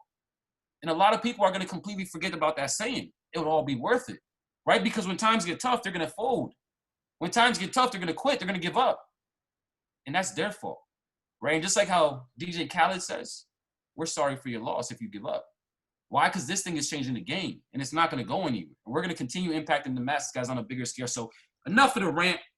I get so passionate in this, guys, because, again, I know what it's done for me, right? And I know what it's done for literally hundreds and hundreds of testimonials that I have, thousands of testimonials that I have. So I know it works because I have so many testimonials. You have to believe in yourself that it works, though, right? Because I can't force you to believe it. You have to believe it. You have to make that decision to say, you know what? I'm going to make this work no matter what. I don't want no plan B. I only have a plan A. If my plan B is something, it's to make sure that plan A goes through no matter what. That should be your plan B. It's to make sure that plan A works out no matter what, right? Make this as a do or die, guys, right? Make it as a do or die, and then you'll get those do or die type of results, guys. And let's actually get into marking up a chart real quick, right? Because, again, this right here is going to take what you guys just learned in the first session, right? And it's going to make it a little bit more advanced, right? It's going to show you guys a little bit more of a different perspective, but it all lines up together, right? Because when I'm looking for a setup, guys, I'm looking for 4 specific things, right? Number one, the first thing I do, guys, is I make sure I identify the trend. What is the market direction, right? What is the market direction? Are we in an uptrend? Or are we in a downtrend? Why? Because if we are in an uptrend, we're looking for buys. If we are in a downtrend, we're looking for sells, right? And then we look at number 2, guys, which is we locate our key levels of structure, right? You know, like, the last person, B Burrell Music, shout out to her again, right? You know, Kiki and Day Day, what she was just talking about. Those are our key levels of structure, right? Those levels where we can see that the market has reacted from in the past, right? Because the best indicator that we have, guys, is not the RSI, it's not the MACD, it's not fibs, it's not stochastics, right? It's not Ichimoku, it's not the harmonic scanner. The best indicator that we have is previous price, right? If we look to the left, structure to the left leaves clues, right? And if you're able to find those clues, then you can have a good idea as to what to expect next, guys. So again, number 2 is we have to make sure that we're locating these levels of structure that make the most sense, right? And then number 3, guys, is where is liquidity, right? Liquidity, guys, is another word for money. Money, right? Liquidity, money, right? So if we're able to locate areas of liquidity, right, or areas full of money, right? And when I say that, I'm talking about, you know, maybe traders' stop losses, right? Things like that. Right? If we're able to locate areas of liquidity, then we have a good idea as to where the market is going to go. Because the market goes towards liquidity, right? It goes where the money's going, right? It locates pockets of money, and the market is eventually going to go in that direction, right? Because the market wants to collect all that money, guys, right? We have a market that's doing $6 trillion in a day, right? And it's because, again, we have the banks operating in this market, guys, and the banks, right? They love doing things like that. They want to locate where the best spot to go is, right? And they're going towards the money, right? So if you are able to identify where there's money located, then you have a good idea as to where you expect the money to go or the market to go, right? And then we have number 4, because identifying entries, right? It's proven that entries is the number 1 reason why most people struggle, right? So many people focus so much on entry. Well, entries isn't the number 1 reason, right? Psychology is in your mindset and risk management, right? But entries is also still very important. So many people focus on entries so much to a point where they're driving themselves crazy, right? They literally can see their hair turning gray because they're trying to figure out where the best entry is. Guys, there's certain ways that we can use, right, to make things simple, right? And I'm gonna get into that as well, guys. So now let's get right into what I want to talk about with step number 1, guys, right? What is the actual trend? How are we able to identify a trend? And what I'm about to talk to you guys about right now, guys, single-handedly has literally taken my trading to a whole nother level, right? The very basic understanding of how to identify a trend has completely changed the game for me, right? Because I'm the most simple trader in the world, right? I love taking complex ways of trading and breaking it down so the average person can truly understand it, right? So watch this, guys, right? How do we identify trends? Let's start with an uptrend. As you guys can see, we have something up here that says higher highs and higher lows. All right, I literally talk about this all the time, guys, on my sessions, right? So let's go through it, right? We have swing up, right? We have swing down, right? And then we have a break of structure, right? Whenever I say break of structure, I'm talking about a break of these swing highs or these swing lows that are created, right? So when we have a break of the swing high, we are now in an uptrend. Why? Very simple. We have created a higher low. We followed it with a higher high, right? These are characteristics of an uptrend, right? And then we have push back down for the retest. Going to be looking for another higher low. And then we want to look for another higher high. And as long as the market continues to make these higher lows and these higher highs, then we know that we are in the uptrending market. And when we are in the uptrending market, family, what we have to do is we have to pay attention to these higher lows, right? We pay attention to the higher lows because in a higher low is where we're going to be looking for the next move higher, right? We buy the higher lows, right? We buy the higher lows, guys. We buy these higher lows, okay? What do we buy? Go ahead and throw it in the chat. What is it that we buy? Go ahead and blow up the chat with it, right? Let everybody that's not paying attention know where we look for buys in an uptrend. Why? Because we look for buys from the higher low. Right now, what about downtrend, guys? Well, the downtrend is the opposite, right? We have lower low, lower high, lower low, and this is literally how the market moves. Lower high, right? Remember, you know, support and resistance, or you know, I'm just gonna keep on using the terminology that you guys just learned, right? With Data and Kiki, right? We have these levels right here, right? That door, right? Look at every single time we are in a downtrend and we break that low, we're creating a lower low, which in return is going to come back up and bring us for that lower high, which we need to look at previous structure to identify where we can stop at. Right? I hope this makes sense, guys. Right? As long as we are in a downtrend, we look for lower lows and lower highs. Now, what do? In a downtrend, we sell the lower highs. Right? In an uptrend, we buy the higher lows. In a downtrend, we sell the lower highs, right? I market it off as LH, right? We sell the lower highs, family. We sell the lower highs, family, right? I hope this is making sense, guys, right? You have to understand this, right? We do not sell at a lower low. You hear me? We do not sell at a lower low. We have to wait for a correction to create a lower high, and then we go ahead and we jump into the sell. Right? Now, let me go ahead and just start asking you guys a few questions real quick, right? I really want to test your guys' knowledge, right? I want to see who's actually been paying attention, right? So let's go ahead and erase this uptrend side, and I'm gonna do the downtrend side as well, right? So if we are in the uptrend, guys, very simple. Let's keep things simple, right? And we know that because we just created a new higher high, right? And say the market does something like this, right? What is our trend right here, right? Go ahead and take your best guess in the chat. Right, if we see something like this, guys, in an uptrend, right, and we see structure doing something like this now, what is our trend? Right, are we still in an uptrend or did that change? Right, are we still in an uptrend or did it change? Right, and let me just highlight something, because as much as we would love the market to move in a straight line, it's just not going to work that way. Right, so it's just not going to work that way at all. You know, so if we are in an uptrend, we need to make sure, guys, that we are identifying the swing low and the swing high, right? Because when the market does do things like this, where it's creating lower lows and lower highs, right? And it could confuse people. As long as we make sure we're looking at the bigger picture and the actual swing move, then we should know that eventually we're going to be looking for the continuation regardless, right? Because all of this is a part of the correction, guys. Now, peep this, right? The market does three things, guys, right? We have impulse, right? Goes into impulse or an actual trending move, which is classified by the red arrow, right? And after the impulse, we have a correction, right? Which is pretty much going against that impulsive move or against the trend, right? And then we have a continuation. How you spell that? Continuation. Yeah, there you go.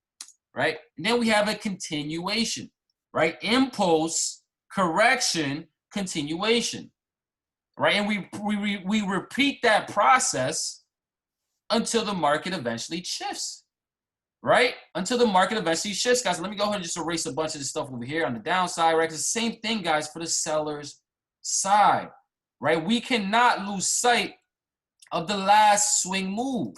Why? Because that last swing move is what's truly controlling the market. So if we see something like this in a downtrend, right, where it creates a higher low now, it creates a higher high, creates a higher low, higher high, as long as we stay below, and I'm going to change this color to, let's say, let's go with blue, right? As long as we stay below the highest point of this swing high, then we need to remain looking for the continuation. Why? Because this is the impulse, all of this is the correction, and we're going to be looking for the continuation, right? If this makes sense, guys, drop some sevens in the chat, right? If this makes sense, drop some sevens in the chat, because this is very important, guys, right? Your ability to understand very simple structure, right, is going to dictate what you guys do next, right? Because I don't care what type of strategy you use. You guys can use harmonics, Elliott waves, Ichimoku, both. I don't care what you guys use. You guys should still have a decent understanding of structure, right? So that you know exactly where you should be trading with, right? If you know we're in a downtrend, then why are you trying to catch buys?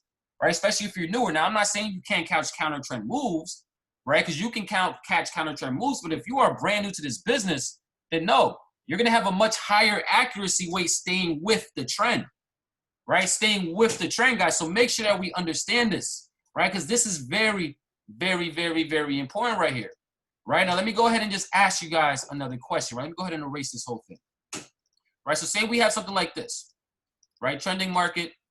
Right? And then the market does something like this, right? And then we do something like this, right? And then something like this. What is our trend?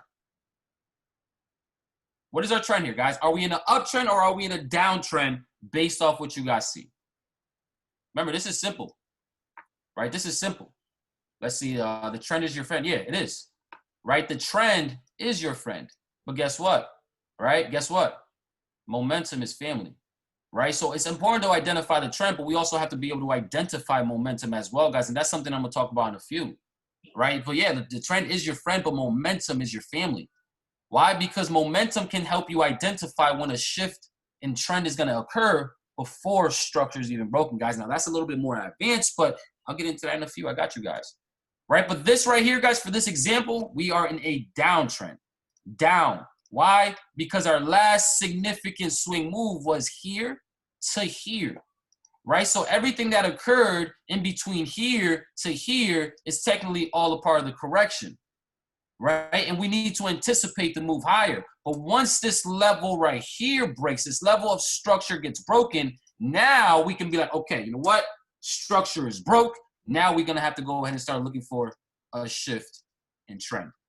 Okay? I hope this makes sense, guys, right? Very, very important for you guys to understand. If you do not understand structure, guys, you're going to have a hard time really understanding how to trade, right? Now, let's go into the next part, right? How to locate liquidity, right? How to locate liquidity, guys, right? Because we already went over what the trend is, right? Actually, before I get into that, right, I have to talk about key levels of structure, right? I have to talk about that, right? Because that's number 2. That's very important, right? So when we are looking, guys, right, and then we're going to get into liquidity. It's all going to make sense, right? Because when we are looking for key levels of structure, right, how do we do it? Well, let the market tell us where it's at, right? We have a level of structure here now, right? Because the market has paused there and forward. We have a level of structure here, right? If the market corrects from this level here, then guess what? We have another level of structure here, right? And now how do we identify key levels of structure, right? Well, watch this example right here, guys. Right? Say we have the market doing something like this, right? And it keeps coming back to this level right here, right? If we see the market, guys, responding off of a level more times than one, right? Where every time the market gets back to it, then guess what? That's a key level, right? Because if we see the market break it and it holds, then yeah, we should expect a continuation. But even if the market does go ahead and breaks it to the downside and we shift trend, we make it green, right? Then that same exact level is where we could expect the market to actually react from in the past or again in the future, right? And every single time the market comes back up to this level, guys, no matter what occurs, we're also going to still use that level as a level of interest, right? As a level that makes sense because already in the past, guys, we have clues, right? We have clues telling us that that price point, right? That zone, that the area that the market keeps going towards, we have proof, right? We have clues telling us that we could expect another reaction from it, right? Moving forward, right? So highlight those levels, right? Not just those levels, but also highlight these levels as well, right? Other key levels that make sense, right? Like this is another key level, right? Because even if the market, guess what, breaks below here, right? Say we do something like this, bounce off of it, and then come lower, guess what we're going to be looking at? The next level of structure, right? The level of structure, guys, that the market is telling us. We're not just creating these things out of thin air. We're letting the market tell us where these levels are. And then all we need to do as traders is get in the habit of reacting to what these markets are actually doing off of these key levels. Because at the end of the day, guys, trading is all about probabilities, right? We need to understand that, right? We're not going to win every single trade. It's impossible, right? If you came into this game expecting to be 100% accurate, then I'm sorry to be the one to tell you it's not going to happen, right? So give yourself realistic expectations. We're not going to win every single trade, guys, but following these simple techniques that you're going to learn on this whole Super Saturday, it can definitely give you guys a much bigger advantage to actually be at least maybe 5 out of 10 right, 6 out of 10 right, 7 out of 10 right? And then eventually you can even get maybe into 8 out of 10. But I'm going to be real, guys. Being 80% accurate in Forex over a significant amount of time is extremely hard to do, right? If you have results showing that you're 80 to 90% accurate, guys, over a period of a year or two, you can probably bring those results right down to Wall Street, and they might just hire you and throw millions of dollars at you, right? So again, give yourself realistic expectations. I would never say that I'm a 90% trader because I'm not, right? I'm around a 60 to 70% trader, right? 60 to 70%. But the difference is here is that I also understand the importance of risk to reward, right? Risk to reward is extremely important, guys. Now, peep this, right? So when we are looking at structure and we are identifying areas that make sense, right? we also have to make sure, guys, if we are going to be taking a trade, then it has to follow proper risk to reward, right? Because if we're looking at this example right here, right, and just say that we are going to hypothetically go into a downtrend, right, you have to really ask yourself, okay, you know what, we have an obvious level here, or we have a level of structure that a lot of people might be considering taking sells from. What is the risk to reward for this level if I were to take this trade, right? Risk to reward, guys, is important. Right? If an educator is out there, guys, not stressing the importance of risk to reward, then I would personally check them. Right? I would personally be like, man, why don't you ever talk about risk management? Why don't you ever talk about risk to reward, man? Like, what are you holding back from me? Are you holding some nuggets from me, guys? Because that's probably what they're doing if they really are seeing results. Because this is very important, guys. So again, if we are in a downtrend, right? I'm gonna change the color to blue so we know what era we're looking at. If we are in a downtrend and we are trying to find another sell opportunity, we have to make sure that we are measuring our risk to reward, right? So if I were to hypothetically take a sell from this level because it is a level in the past that has shown us that the market will react from, then look at our risk to reward, right? Stop loss goes where? Above the swing high, right? Stop loss goes above the swing high, right? So our stop loss has to be all the way up here, right? But if we're entering here and our first take profit is right back down to these lows, does this look like a risk to reward that makes sense for us to take, right? It's not even a one-to-one risk to reward, guys, right? We're risking 180 pips to go for 100. That just doesn't line up, right? So you have to really ask yourself, guys, is this level a level that makes sense, not just based off structure, but based off risk to reward as well? Right? Because anybody that takes this right here, you better be 100% accurate if you're going to be taking trades that are less than a 1-to-1, right? You better be 100% accurate if you're taking trades that are, that are trades that are less than a 2-to-1, right? I highly recommend every single person that's new on this call to take trades that are at the very least a 2-to-1 risk to reward, which means if you are risking 20 pips, guys, you need to be going for 40. Your setup has to show a take profit of 40 pips. If you are risking 50 pips, then your take profit should be 100. If you're risking 100 pips, then your take profit should be 200, right? At the very least, because what that's going to do is that's going to allow you guys to be 50% accurate, 60% accurate, and still be in profit, still be a profitable trader. Right? Because again, risk to reward is a game changer, guys. So I would never take a trade like this because it doesn't follow the risk to rewards. So I wouldn't look at this level right here for an entry. I'm going higher, right? I'm not looking from there. Although we can see a little reaction off of this level, I'm going to be expecting the market. I would like to see the market go higher. Why? So that we can make the risk to reward make sense, right? The risk to reward has to make sense. Right, so if we look at a trade and it goes higher now, we're at this next key level, guys. I mean, look at the risk to reward here, right? This is a far more favorable risk to reward than the one that we just looked at, right? Because now we have that 2-to-1, right? We're risking 90 to go for 190, right? We have that 2-to-1 risk to reward, right? Which is going to allow us, guys, to take losses but still be in the game. Because, again, losses is the only thing that's guaranteed. Right? The only thing that I will guarantee in this trading world is that you will take losses, right? There's no way around that. You will take losses, right? I need you guys to really tell that to yourself 1,000 times because so many people give up because they took a loss or two. That makes no sense. Every trader takes a loss or two. Every trader takes losses, right? So really tell yourself, I will take a loss. I will not be 100% accurate in this game because it's impossible. Give yourself realistic expectation, guys, right? Realistic. I mean, treat this like baseball, right? If I wanted to be in the MLBs, right, Major League Baseball, right, what is the average that those professionals, right, what is the average that they're going to hit a baseball out of 10 times, right? A 300% or a 300%, batting average, right, which says you're hitting you're getting on base 3 out of 10 times. Guys, you're an all-star, right? If you could have a 400% average, right, where you're getting on base 4 out of 10 times, then you're not just an all-star. You might end up being the MVP of the league. Right? So treat it like that, guys, right? Those professionals, they know they're not going to get on base 100% of the time. So when they strike out, you think they get upset and they feel like giving up? No. Right? They're going to completely forget about that strikeout. They're going to come up to bat the next time they're up to bat, and they're going to go ahead and they're going to swing for that grand slam. Right? They're going to go to actually go ahead and get on base now because they trust their abilities, right, of being a professional. Same thing here. When you guys take a loss, you have to still trust your ability as a trader, right? Because a loss doesn't define a trader. Right? It's how you respond to the losses that's going to dictate whether you're going to be a profitable trader or not. It's how you respond to it. It's not the loss, it's your response to it, right? So make sure that this is important, guys. Make sure we're using proper risk to reward as well, and make sure we are able to identify significant key levels where we can expect the market to give us some type of reaction from. Because based off of that reaction, we can move on to the next step, right? So next one, guys, right, is how to locate liquidity, right? This is also very, very important here. Because again, guys, the market itself, right, does certain things to trap traders.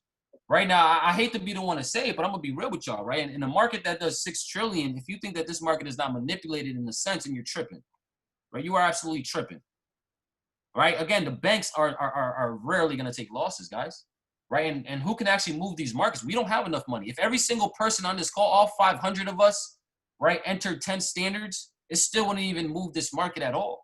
Why? Because the banks have billions of dollars, right? Trillions of dollars to their advantage, guys. And they're the ones that actually move the markets, and they move it in a certain way, right? Now I'm getting a little advanced because I need you guys to really understand this, right? There's a reason why so many people, guys, they will jump into a trade, that trade will get stopped out, and the trade will end up going in the direction that they expected it to go. It's because they fell for the trap, right, that was set by the people that are controlling these markets, right? They fell for the trap that the market makers created. Right? I mean, it's happened to me literally thousands of times, guys, where I got stopped out only for me to wake up in the morning and that trade is up 100 pips. And now I'm pissed off trying to figure out what the heck went wrong. That's why this is important right here.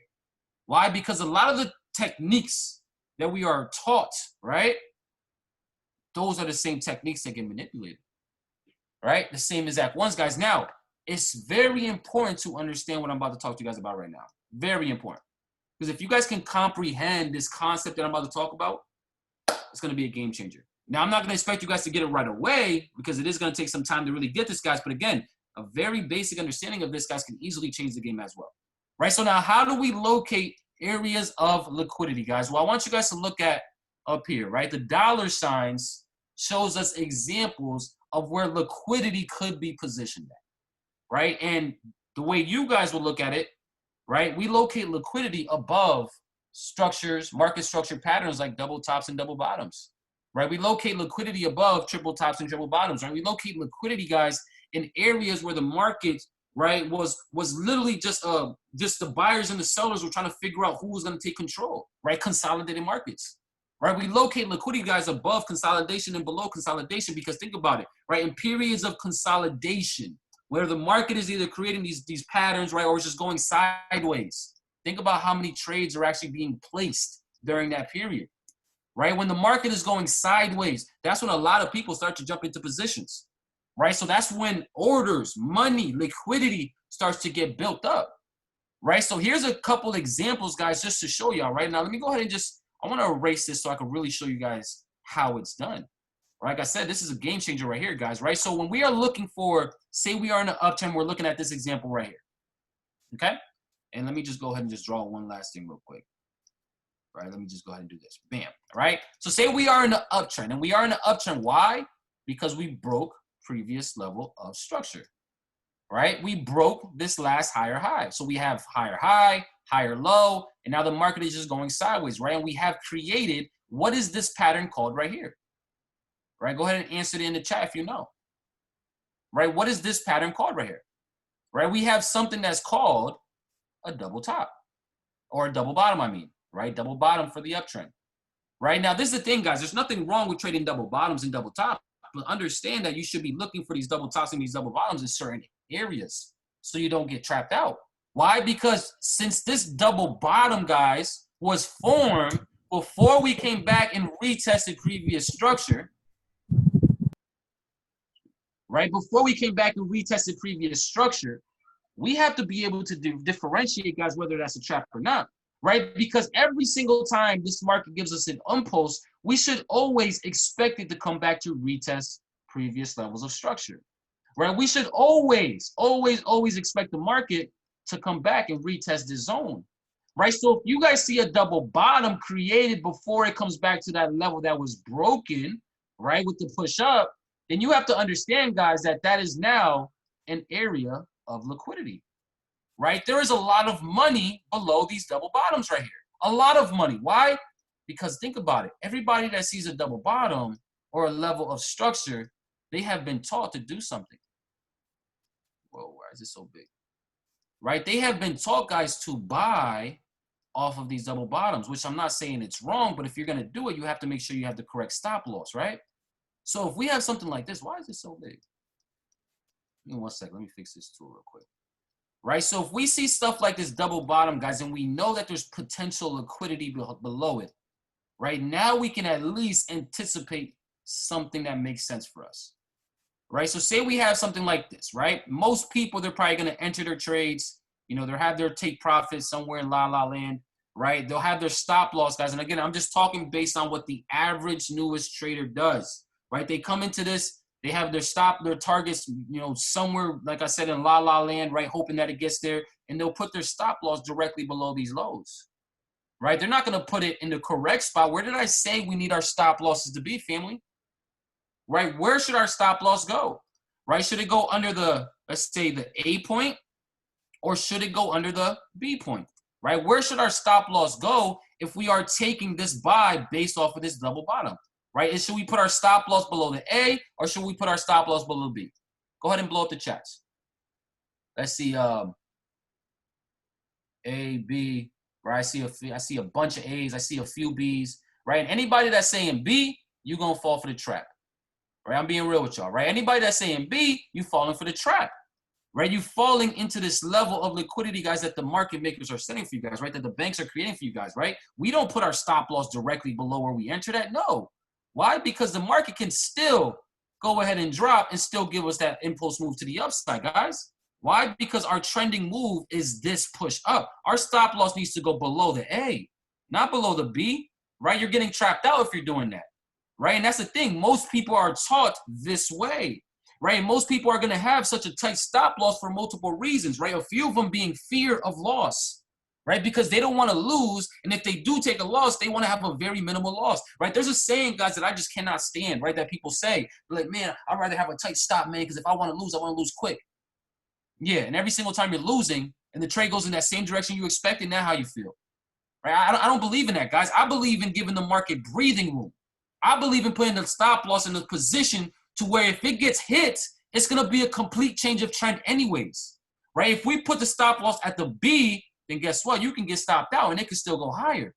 But if you put it under the A and you get stopped out, then now we had to break a trend, or break a structure. We most likely are going to be trending in the opposite direction, guys. So please do not put it in the wrong spots like what majority of traders do, because you're leaving this pocket of money that is going to get eventually ran, right? So I don't take trades, guys, off of these obvious levels. If I see a double bottom being formed and it did not at the very least retest that structure level that was just broken, then guess what?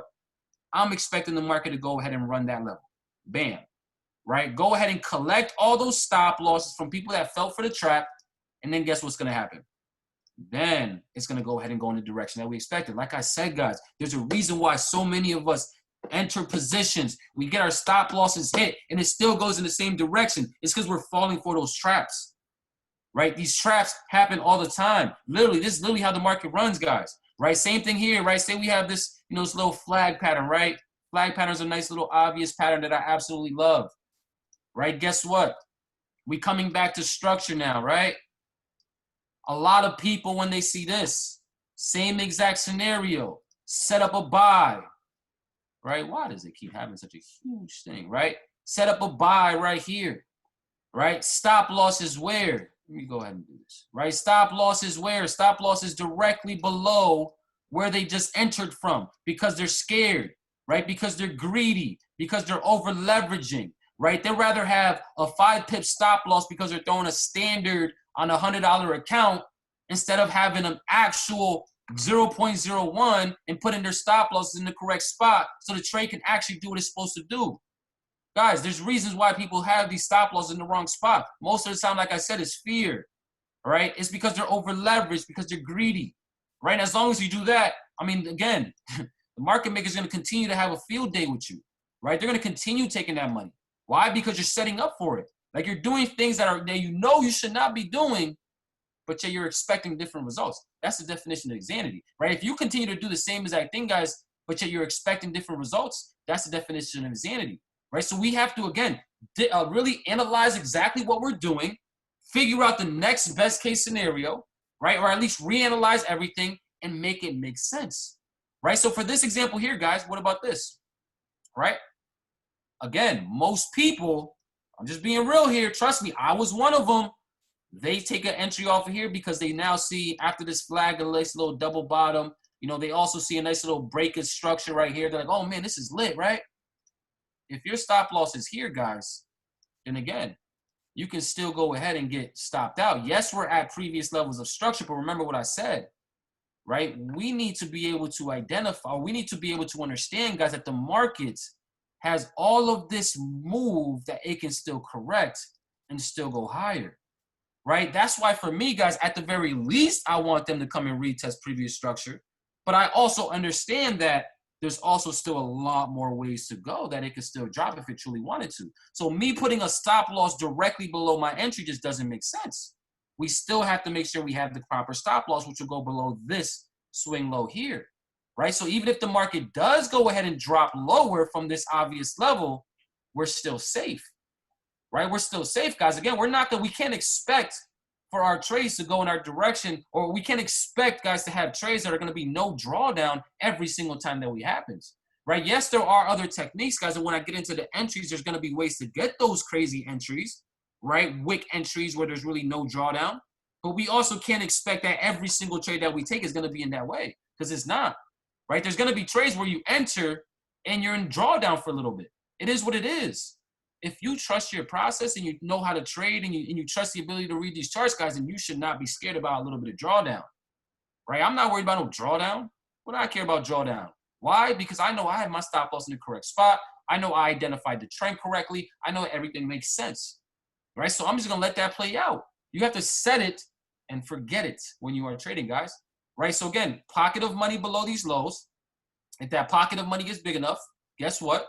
They're going to go ahead and manipulate the markets, go ahead and capture this liquidity, and then shift it, right? Think about it. Look at this, right? That's why I have this up here, right? Accumulation, manipulation, distribution. Why? Because we have, right?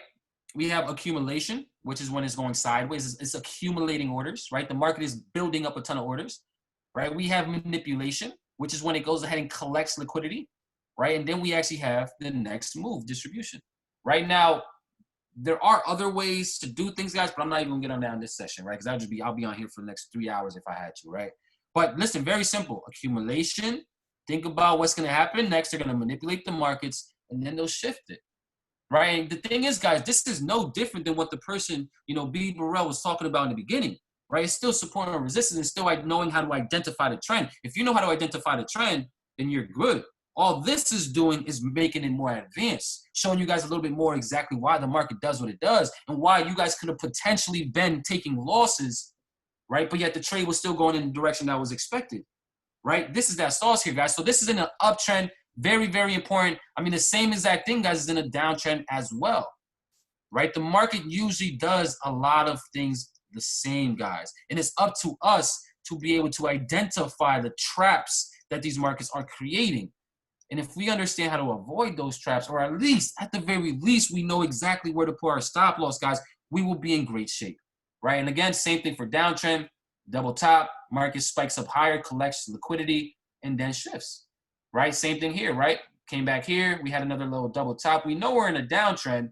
We see this double top, so everybody instantly starts selling, right? We are not going to be selling with everybody else because we see that previous structure wasn't retested yet, right? So we're going to let everybody get stopped out here, and we're going to enter where everybody else's stop loss is at, right? And then we'll have our stop loss above swing high, and then we'll anticipate the next move, right? If this is making any type of sense to you guys, go ahead and blow up the chats with some sevens, right? 777 in the chat, guys, because again, this is that game changer knowledge that you guys need to be looking for, right? Trust me, I was king of market structure, right? Like, I'm very good at identifying structure, guys, identifying trades, knowing where to enter, things like that. But when I started learning this concept right here, and when I started learning this theory and understanding exactly how the markets work, my accuracy went through the roof, right? My accuracy, although I was profitable in the past, right, and I actually, I was able to retire myself before I even learned this made it so much more better, so much more clearer as why the markets do exactly what they do. right? So this right here is some sauce. Absolutely, absolutely important, guys. I need you guys to really understand that as soon as possible. Right now, let's talk entries real quick. Right, let's talk entries real quick, right? Because I know that that's the next thing. Like, all right, Abel, man, like, bro, like we understand that, bro. But how do we enter? Where do we enter at, bro? Like, what is it that we look for specifically when we're looking for entries, guys? Well, let's think about this again, right? Let's think about this, okay, right? So I'm only gonna talk about 2 different methods, right? There's actually more. You know, we can also talk about imbalances and things like that, but you know, I just want to talk about these 2 because these are the ones that I specifically use a lot to find entries with. Right, and there's a entry technique, guys, that you find using something that I call, or something that a lot of people call, institutional candles, right? Which again, an institutional candle, guys, is a candle, right, that is caused by the market makers that goes ahead and captures liquidity, right? So remember that the liquidity, the money sign, right, below the double tops and double bottoms, that last candle that goes ahead and captures it and hits those stop losses, that's an institutional candle. Right, and that's where you want to enter these trades from, guys. So let's say we have, you know, example like this, right, where the market itself, you know, we have this nice little structure point, right, and we're looking for a downtrend, right? We're looking for a downtrend. Think about that, guys. We're looking for a downtrend, right? And we have these equal highs, right, relative equal highs being formed, right? So if we are in a downtrend and we see equal highs, then again, that should automatically tell you, you know what? If we have equal highs here, there's probably a lot of people trying to sell it already off of these highs. So guess what, right? We want to make sure that we are identifying where liquidity is, right? And liquidity could be right above these highs, right? So look, at this is how we play it, guys. So when we do see the market start to shift to capture liquidity, right? This last push up right here is really what we want to focus on. Because after that push up happens, guys, and if this is going to be a true, right? If this is going to be a true institutional candle, right? Let me actually I want to break this thing up in 2 candles, right? Just cause I want to, right? So if this is going to be a true institutional candle type of play, right, that we can use to our advantage, then after price captures liquidity, guess what? We should see a strong reaction from that, right? Like literally, like as soon as the market captures liquidity, spikes up, right, captures that money, and then we shift. That's our clue. That is telling us, guys, that, okay, that is an institutional candle because of how we just reacted from this level. And then we need to look for the next best entry. Now, how do we identify the next best entry? Well, if you guys were not able to catch the entry up here at the sniper spot, because again, you know, you could have been able to locate something to the left that could have told you, you know, that it was going to spike up higher and you could have got an entry there. But if you missed that entry, then guess what? Right? You want to expect the market, guys, to get back, right, towards this last bullish candle. Okay, that's a nugget right there, right? You want to make sure that you are entering from the highest point in this market, the highest point, right? The highest point from this market, guys. So if we see the market do something like this, right, and we see that this candle right here is the candle that captured liquidity, then where should we be entering from? Right back in that level. Right, so I will be looking just like this, guys, literally, right? I will have a sell limit.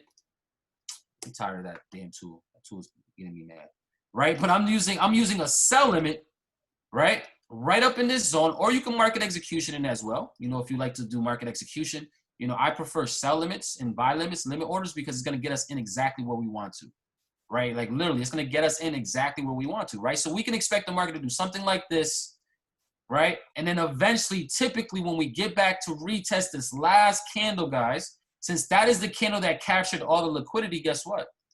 Then we can most likely see the market really start to go in the direction that we expected, right? This is literally the most sauciest way to identify entries, in my opinion, right? And I say in my opinion because, again, everything trading is opinion-based, right? There's no wrong way to do it. Right? There's absolutely no wrong way to do it, guys. There's thousands of strategies out there that people are profitable off. This is the way I do it, right? This is the way that allows me, guys, to get some crazy sniper entries with very, very low risk, because think about it now, right? If I'm taking a sell from here, right? Oh, I'm going to have to use this tool. This is annoying having to continue doing this, right? So if I'm going to take an entry, guys, right, from that position, guess where our stop loss is? Right? If we're able to identify a true level or a true institutional candle, our risk is going to be absolutely nothing. Why? Because now our risk can go directly above this high, guys, because we don't want the market to go higher, right? Because if it shifts higher, then again, it's just a complete change of trend anyways, right? So we want our stop loss very, very minimal, right? Just above the candlestick, guys. And that's how, I'm able to get some crazy entries with very, very little risk, like very, very little risk, right? So stop loss up here, right? Stop loss directly above that last candlestick, and then targets, obviously, we'll go ahead and look for targets much lower. Typically, you want to find, some more areas that have like double bottoms, right? That have potential areas of liquidity to find, those targets, guys. But this right here is some sauce, right? Locate the area of accumulation or locate that double top or double bottom, right? Observe if the market spiked up, collect liquidity before it shifted, because then we have an area that we can really enter from now, right? This right here, guys, again, has easily taken my trading to the next level, right? It really has. And I gotta show love where love's due. I got this, guys, again, from, educators from the platform, right? I didn't learn none of this from anybody outside of this platform. I learned everything that I know, right? A lot of these techniques that changed my life, right, from people from the platform, right? I learned from the Trade House team. Shout out to Trade House, right? Shout out to all the Trade House guys, right? I learned from my man Zoe, right? Alonzo. Shout out to my man Alonzo, right? One of the most, in my opinion, one of the best educators that's not a Go Live educator, right? I learned, guys, from people that, again, right, that have absolutely mastered this way of trading, and they broke it down in the sense that absolutely makes sense, guys, right? So I'm learning from people that, again, are from this platform. I don't go no outside source to learn. Why? When we have educators here doing it, right? So everything that you guys need, guys, are literally on the Go Live platform. You got to just utilize it, right? So this is technique number 1, using an institutional-based type entry, right? Now let's go ahead and use the next one, right? Order block. So what is an order block, guys? An order block, let me just draw it out for you guys, right? So say we have the market, again, trending market, right? Just, go ahead and accumulating orders, right? And then the market shifts, right? Shifts to the downside, okay? And before the market continues, we have a little pause, right, in the market with this little bullish candlestick right here, right? Look at this, right? So we have big drop, broke structure, right? We know we're downtrend. We have an order block that formed because the next candlestick, after the drop, it just chilled in that level, right? And then we had a continuation of the move, right, to the downside, right? This little block right here, guys, this little pause in the markets, right? I'm just going to highlight this so you guys can see the price point, right? So in between 91.46 and 91.43, this entire zone right here, right? This is the area that we want the market to get to.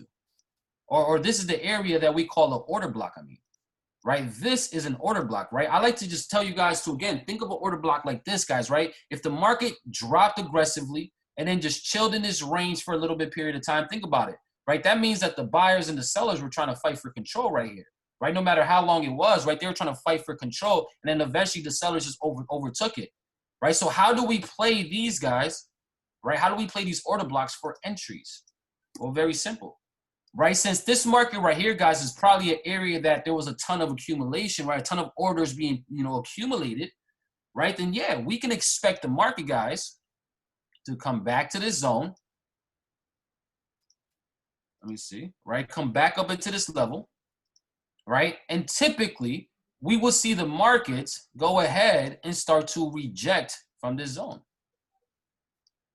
right? We will see the market, guys, start to reject from this level right here. Let me go ahead and just show y'all, right? And if we see the market, the candlestick starting to slow down, then that's a clue, right? That we need to be looking for the continuation of that move, right? These are order blocks, guys. They literally happen all the time in the markets. Right now, for me, which one do I use more, right?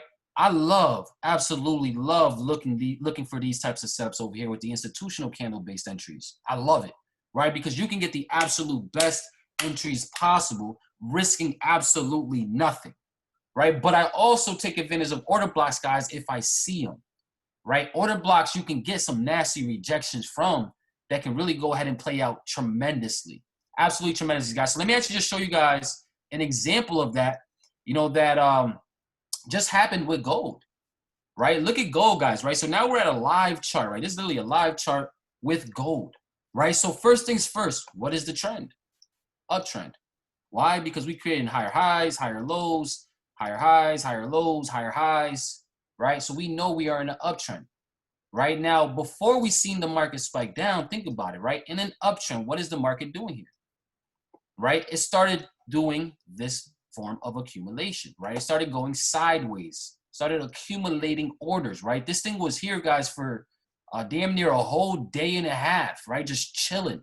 Think about how many orders are placed, right? And think about it, guys. If we know that we're in an uptrend, think about how many buy orders are placed, right? There's probably so many people that seen this little ranging market. They're like, oh, man, okay, let's take that trade, right? And since it's gold, damn well they're not going to have a huge stop loss, right? Because it's gold. So they're going to be scared, right? And since it's gold, there's also going to be those people that want to try to come up, right? They want to flip that $100 account to $1,000 overnight, right? So they're also going to put a huge lot size. So yeah, they're going to have their stop losses very, very tight, right? Very tight stop losses, guys, right? But again, what is that doing below price? Like, really think about that, right? What is that doing below price, right? That is creating that pocket of money, right? Creating that pocket of money that, again, that's what the banks want to go towards, right? So they're going to go ahead. I mean, you guys seen it already. Look at this. All right. They're enticing buyers. They're enticing more buyers into the market, right? They want people to continue buying, and then they do something like this foolery, right? Look at this foolery right here. Right now, everybody that bought gold, they're like, damn, what happened, man? I just lost. What happened? Right? Only for the market to then go ahead and do this. Right now, I don't know about y'all, but that's just the most frustrating thing in the world. When you take an entry, it gets stopped out and it still goes back into profit. Because now if you enter down here, now you up around 100, 200 pips. So I know you're going to be upset if you get stopped out and it just goes right back into our direction. But if we miss that entry, guys, which the entry would have been down at the lowest point, like I always tell you guys, right down to this last level of structure. If you guys can see right here, we had a little double bottom right here, guys, before the market shifted, right? So that's could have been an entry, guys. But now what could we do next? Anticipate the next entry, right? We know that we're now going still in an uptrend. So when the market opens this week, what are we going to do? We're going to expect the market to correct. We're going to try to enter at the lowest point of the market again, right? This last institutional candle, this is the last candle right here. Look at this last strong, guys. There's no reason why this very aggressive candle didn't just continue dropping unless it was a manipulation candle, right? So that's the candle we want to look for next. So when we come back down, mark off the entry, 50%, and then we'll go ahead and anticipate the continuation to the upside, right? This right here, guys, these very simple 4-step process that I just spoke to you guys about right here is game changer. And if you guys literally continue to master this, then it will change the game. And I guarantee you guys, literally, I put my whole life on it because this is literally the one thing, guys, that has completely changed the game for me, right? So if you guys were excited about that, if you guys got some nuggets from this entire thing, guys, this hour went by extremely fast. I felt like I was only talking for like 20 minutes, but if you guys got some nuggets, guys, go ahead and blow up the chats with some 777s, right? Go ahead and blow up the chats with some 777s, guys, because again, this is the information that's going to get you guys to that 7-figure bag that you guys are looking for, right? This is the information that's not only going to get you out of your poverty or you out of your situation, but it's also going to allow you to get your family out of your situation. Guys, yesterday, right? Right before we went to the pool, my son is 6 years old, right? He placed his first trade yesterday. Right, he placed his first trade yesterday at 6 years old, and he made $20. Right, think about how that made me feel as a father. Think about that, right? Seeing my son make money from home, but yet we have people that are out there skeptical about it. Nah, right? That's the exact reason why, guys. I love this skill set because my kids will never know what being an employee feels like, and there's nothing wrong with that, guys. I'm not talking down on people that are employees. I was one as well, right? But the fact that they will be able to make money on their own without having to clock in and clock out, that means the world to me because that's why I do this. I don't do this for the recognition. I don't do this to be able to brag. I don't do this for the quote or title educator. I do this for my family, right? I do this for the people that truly want change, right? I do this for the people that are actually trying to get out of their situation and they're looking for the right information to do just that, right? So I appreciate you guys so much. My brother Riyadh, I appreciate you, bro. I got your guys' back. I got you back whenever you need me, bro. I'm there for you, because you're your family now, bro. And anybody that's a part of Riyadh's team, I need you guys to understand. You guys are family. If you guys ever have any questions from me directly, never hesitate to reach out, because I owe it to Riyadh, because I've learned so much from him. He might not even know it, but I've learned so much from him literally, on this entire journey, guys, because I'm not a marketer. I'm not a network marketer, right? But I'm literally about to hit the next record, Platinum 5,000. And it's based off of a lot of information that I've learned from my man, Riyadh Jones. So, bro, I appreciate you, my brother. Without you, bro, I honestly wouldn't have a lot of more. I wouldn't have the guidance that I have in terms of marketing and things like that. So I owe you, bro, and I got your back, man. Woo! That is lit. Let's drop some fire in the chat box for Abel Melendez bringing the value. I'm sitting here in Miami in my hotel room. I'm just about to run around the hotel because he's just giving so much game. And some things I knew, but some of that stuff I was just, not hip on. And I'm sure a lot of you guys may feel the same way. So, Abel, we appreciate you greatly, my brother. Man, I told you guys, every single new trader experience that we do, we're bringing nothing but the value. And he just came with it. B. Burrell has came with it. And the show continues. The show continues. Now, next up, we got my brother. He was one of the first people that I actually met in the company at a major event back in Houston back in 2017. It was me, B. Burrell, and Gio. We drove out to Houston, slept in our car one night, and then the next day I got to meet Gustavo. When I met Gustavo, he was telling me a story about him used to work at AutoZone and became a top trader in the company, one of the educators, a swipe trader. And yesterday, he just hit the rank of Chairman 25. I saw him down in Miami, down here in Miami at the mall. He showed me his back office, said, bro, it's done. So he's a brand new Chairman 25. He's one of the top traders inside the entire company. And I'm extremely grateful and honored to have Gustavo on the line. So can we drop some fire in the chat, drop some congratulations in the chat. He's a brand new Chairman 25. For those that don't know, he's earning $25,000 a month trading. No income claim, that's just facts. So here's what I want you guys to think about. He's learned the skill set of trading. He's learned the skill set of building a business. Can you imagine being a top trader and the company is giving you $25,000 a month to trade? You're not even trading with your own money anymore. You're trading with 30 bands every month. That's not even yours. So take advantage of the complete opportunity that we have, right? And Gustavo's somebody that has done it. So Gustavo, you are the co-host. You should be able to unmute your line, my brother, and give us the game that you came to give. I appreciate you, bro. I love you, and I'm grateful to have you on the call, bro. The floor is yours. Yo, what's going on? My boy, man, Riyadh, bro. I appreciate you. I hope everybody can hear me and see me loud and clear. Man, I'm blessed and grateful to be here with you guys, man. It's crazy, that event. I remember me and Riyadh Jones, we met and, we kicked it off, good conversation. And seeing his success from where he started to now, I mean, it's mind-blowing, man. Like, I appreciate you for all you do, bro. Literally been following you since day one. Blessed and grateful where we're, business partners in this, but first and foremost, blessed and grateful to be a brother with you, bro. Blessed and grateful to have you in my corner. And shout out to the boy, Abel Melendez, man. The GOAT, always holding it down for the familiar, your trader's favorite trader, man. Shout out to him, yo. Appreciate you, Abel, bro. But yo, man, guys, I'm blessed and grateful to be here. It was kind of crazy because it was just a last minute thing. I hit up Riyadh, Riyadh's my brother. I told him Happy Father's Day. He was like, yo, I told him let's do a call. I was like, yo, I got a training this weekend.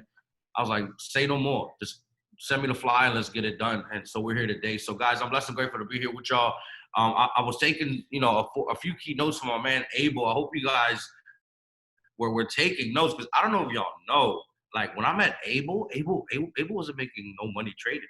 And then we went through the trials and tribulations in a year, almost 2 years now, profitable trader, top Go Live educator, Platinum 2000, and retired himself, his family, beautiful kids, and his wife. So I think that's a blessing at the end of the day. So guys, myself, honestly, I'm going to come here. I'm going to tell you guys a little bit about me. I appreciate you guys also dropping in the chat for congratulating me on Chairman 25, man. Guys, it's a blessing to be in this position. It's honestly mind-blowing. I crack a smile right now because, I remember, coming into this and being the trader, right? And I'm gonna give you guys I'm gonna give you guys a little bit of my story. And I'm gonna give you guys a training on how to come into this, right, as an individual that can lead from the front, lead from the side, and lead from the back without trying to be the best trader in the world, right? Because I'm sure we got those people in the group chats and like, yo, I'm up 50, 100 pips. They showing screenshots, whoop-de-whoop.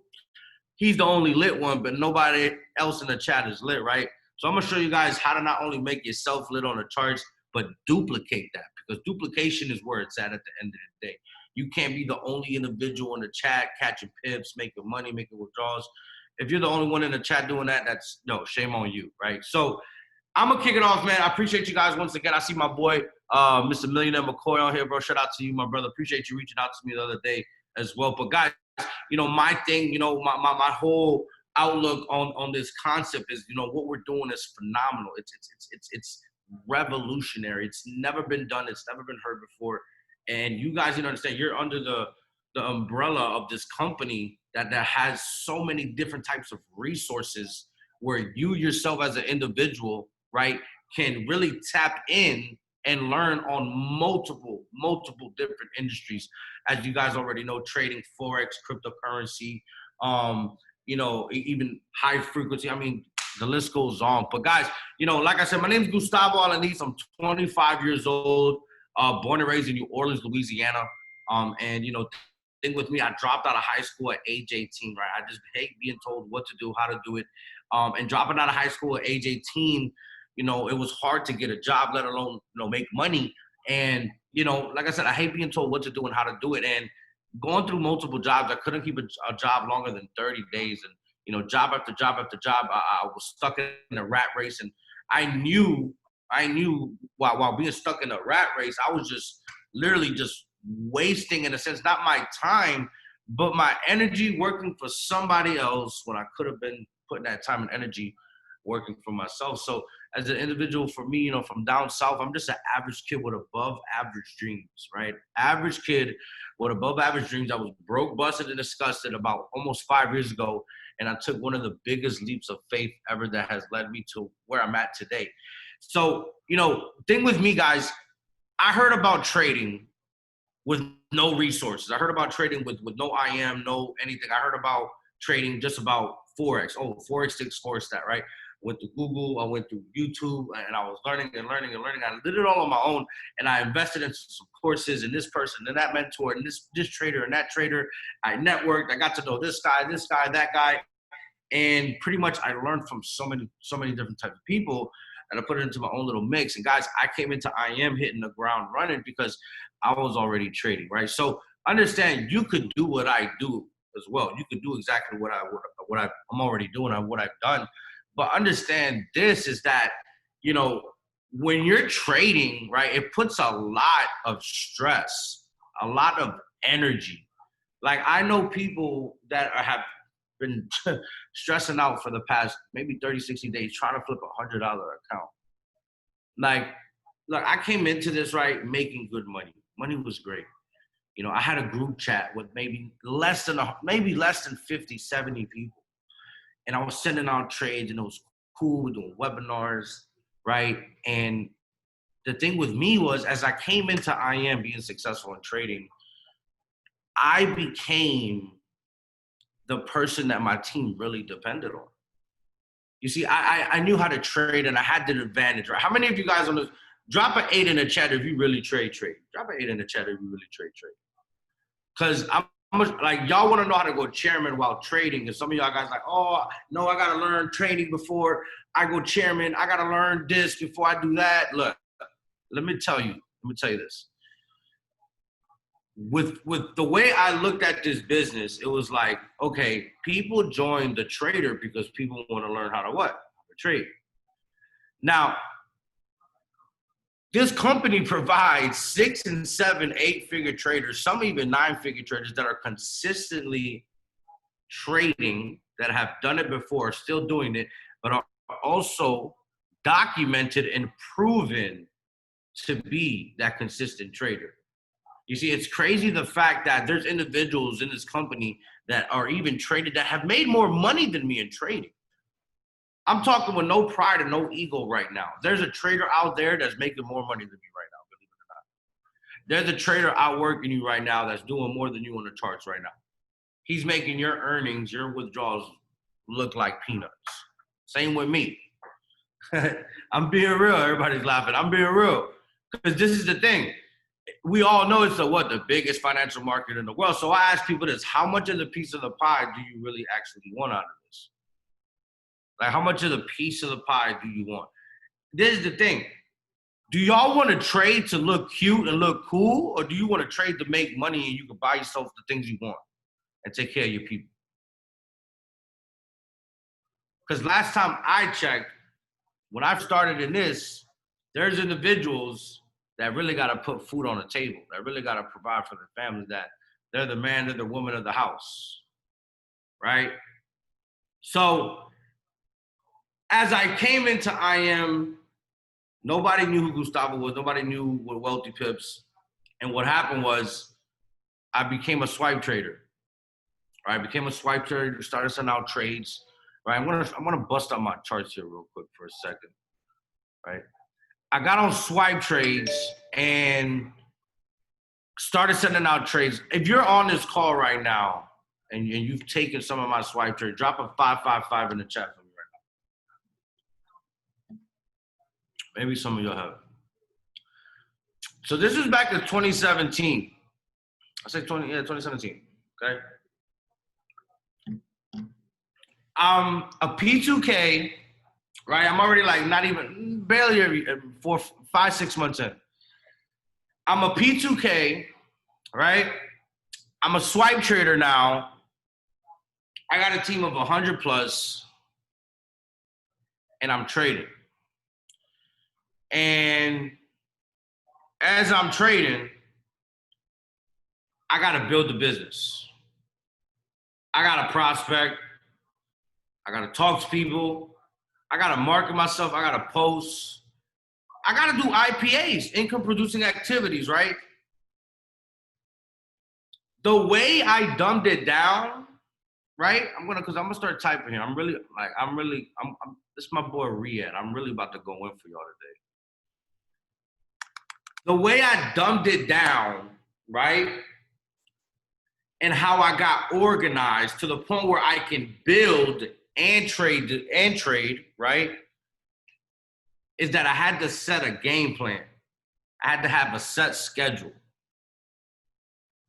This is what I do. I trade at night and I build during the day.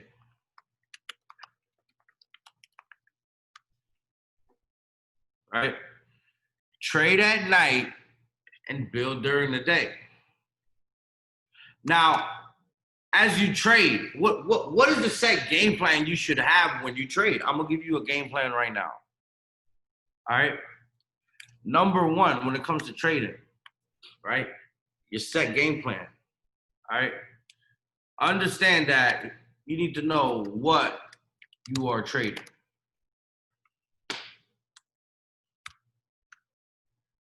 Are you trading gold, commodities? Are you trading indices, US 30? Are you trading the foreign pairs, the euro, the Great British pound, Japanese yen? Right? Are you trading, I don't know, if you're trading HFX? This pertains to all trading. What are you trading? Figure that out. What am I trading? Number two, what time session to trade?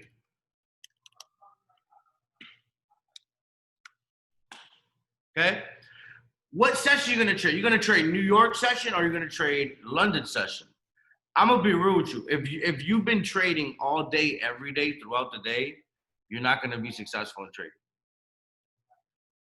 I'm sorry, I gotta say it like that, because it's like a lot of people think you gotta look at your phone and trade New York session all the way to London session, and you're gonna be a millionaire trading. No, you're gonna stress yourself out. You're gonna grow gray hairs, and you're probably gonna quit. Because that's the thing. You gotta know when to stop, if that makes sense. So when it comes to this trading game plan, figure out what you're trading, what time and what session to trade. And then number three, what are you risking? What is your risk to reward? Right? what is your risk to reward? You know, it's crazy. A lot of people, they know, oh, I'm about to catch 50 pips. I'm about to catch 100 pips.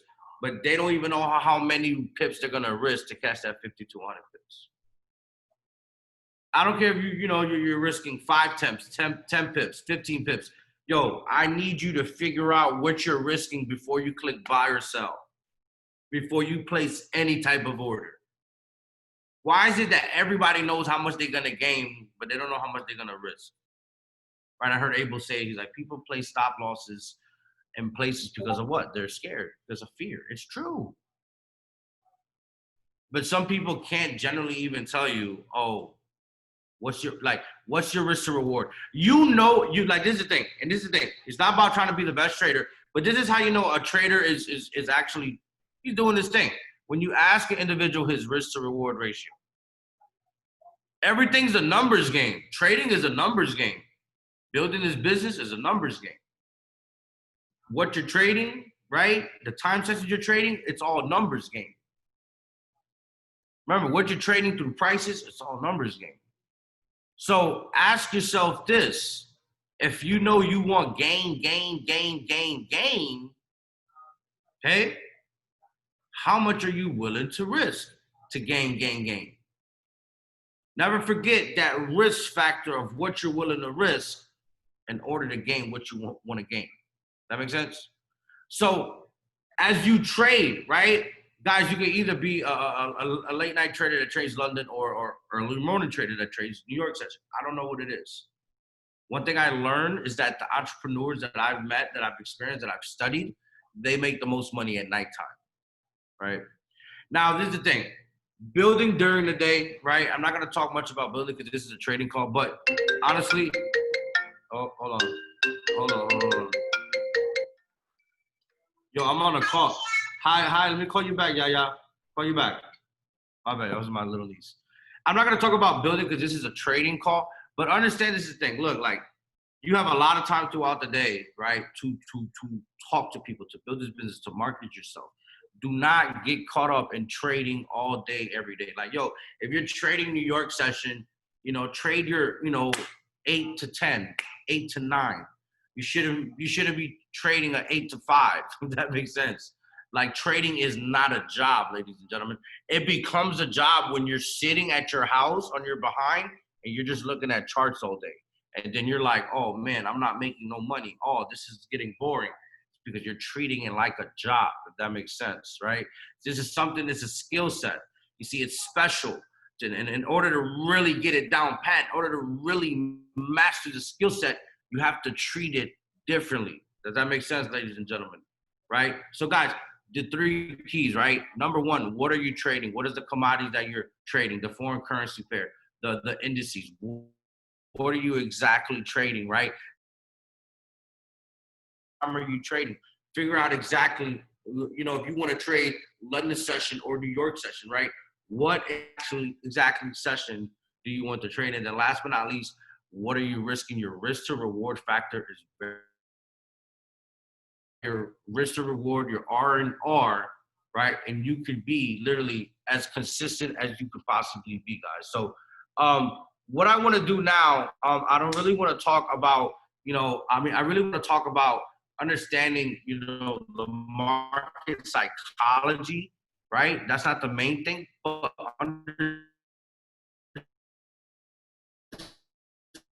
understanding market structure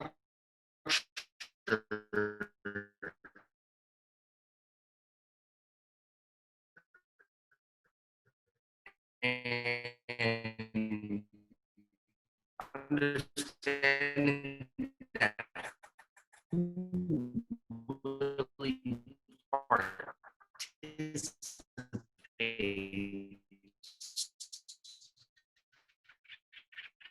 in the market, right? Because there's multiple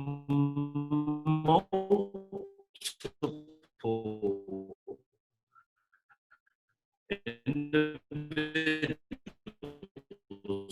that participate in the market just like me,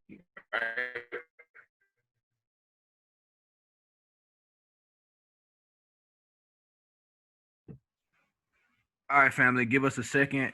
He should be back here momentarily, getting his Wi-Fi right. 1 second.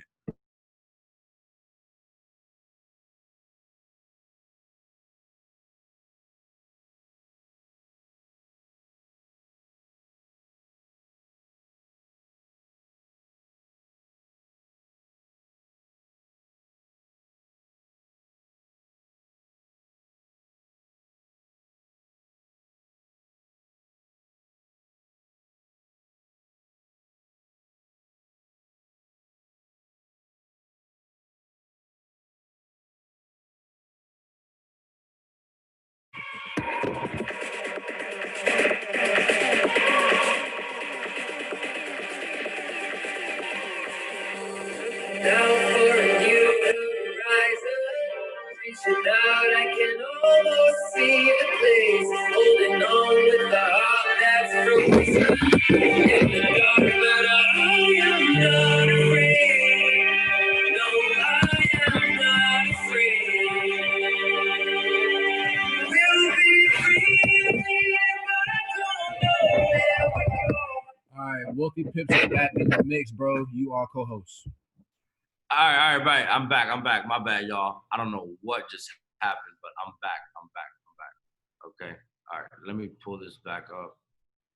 Appreciate you, Rhea, holding it down for that quick second. All right. So, like I was saying, I like to trade gold, right? Because it's a big payout, right? Once you master gold, you could really start catching some moves in the market, right? As you guys know right now, let's talk about on what's going on right now around the world. Because I'm really about to drop game on y'all. Like I said, man, I'm doing this for my man Riyadh. Right? I'm gonna pull up this this website. Some of you guys might know, some of you guys might not know about it, right? Bloomberg.com, right? So write it down if you don't have it. Bloomberg.com. This is literally the news that's happening around the world, right? Look at this right here. Florida cases up 7.8%. Miami closed beaches. I'm currently in Miami right now. It's crazy the fact that this virus of what's been going on has been causing the market to go literally berserk, right? You guys look right now at the commodities, looking at oil and then looking at gold. You know, the typical trader of understanding base fundamentals, right? Hold on, I don't know why this popped up. The trader that understands basic fundamentals understands when there's a recession, right? When a certain economy is set to in a sense, downtrend, lose in value.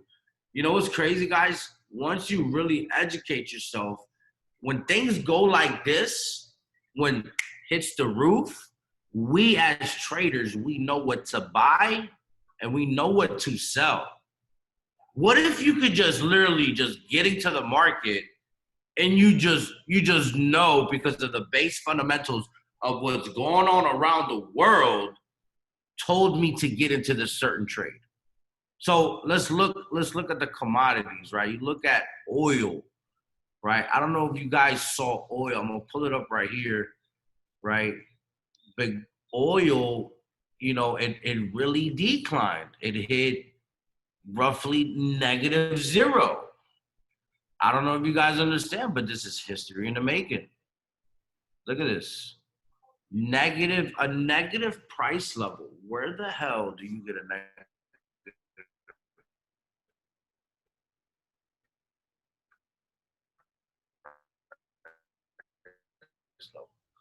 And look how it hit it to gold, silver, all these different commodities, right? You look at these metals. You see, last year, about a year and a half ago, I'll never forget, I was in New York and I was buying gold, XAU USD, right? At 1,400. I'll pull up the weekly chart. And I'm gonna mark this 1,400 level. I was buying gold at 1,400. I knew that these moves were gonna happen eventually, if that makes sense. I knew for the simple fact that, I don't know if you guys know, but with what's going on right now, and I'm just speaking because I'm keeping it real for my man Riyadh, believe it or not, even though that there's viruses going on right there, and I hope everybody, you know, they're going through it, you know, we get healthy, we get right, we get through it, and we move on. I just want you to know this. This is just a fact. With what's going, with blood on the streets, there's opportunity in these markets. You see, the world can go down the drain, buy gold. When the dollar depreciates, where are they investing their money? Into gold. Investors, liquidity providers, banks, hedge funds, they're buying gold, they're buying metals. Look how, you look right here, look at this chart, you look at gold. You see that, you see where it's at, right? You see these levels, right? It's at a level right now that's very pivotal. Gold is at 1,700 right now. Look at the level we were playing at for the longest, between 1,400 and 1,100, around. Do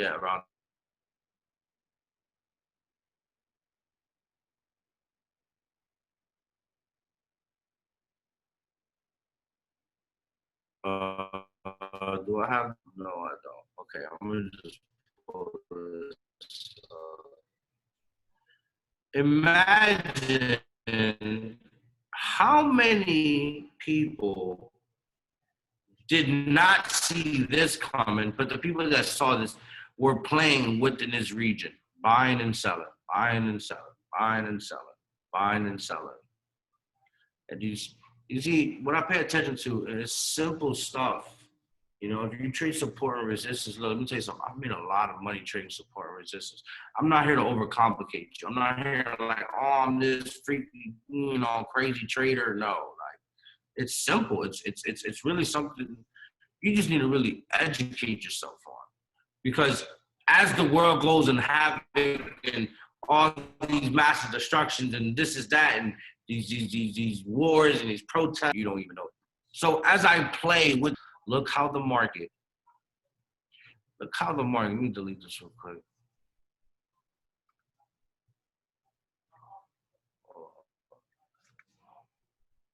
That's why I don't like using this. Check this out. Look how the market reacted off these levels. And look how the market came right here to that level, reacted, and then took off. Pulled back a little, took off again, then pulled back some more, then really took off again. If you think this is one thing I'm gonna put in y'all's head so y'all really understand. If you think you're gonna catch this move right here, like this buy, breaking the liquidity side, breaking these equal highs, right? We got the equal lows, right? If you think you're just gonna catch a buy going all the way up like this, you're out of your mind. Because look what happens. Imagine, okay, you buy here or you buy the resistance. Look how the market gives you what you want, but then it pulls back on you. Then it plays with your emotions. And then it ends up flying up, and then it goes in your favor. And then you're lit. You're on top of the world. You're like, yo, I'm on 300, 400 pips on gold right now. Boom, boom, boom. And then it pulls back another 300, 400 pips. Now you're not up nothing. Now you're mad because you didn't secure any profits. And then you're just like, oh, all right, I'm done.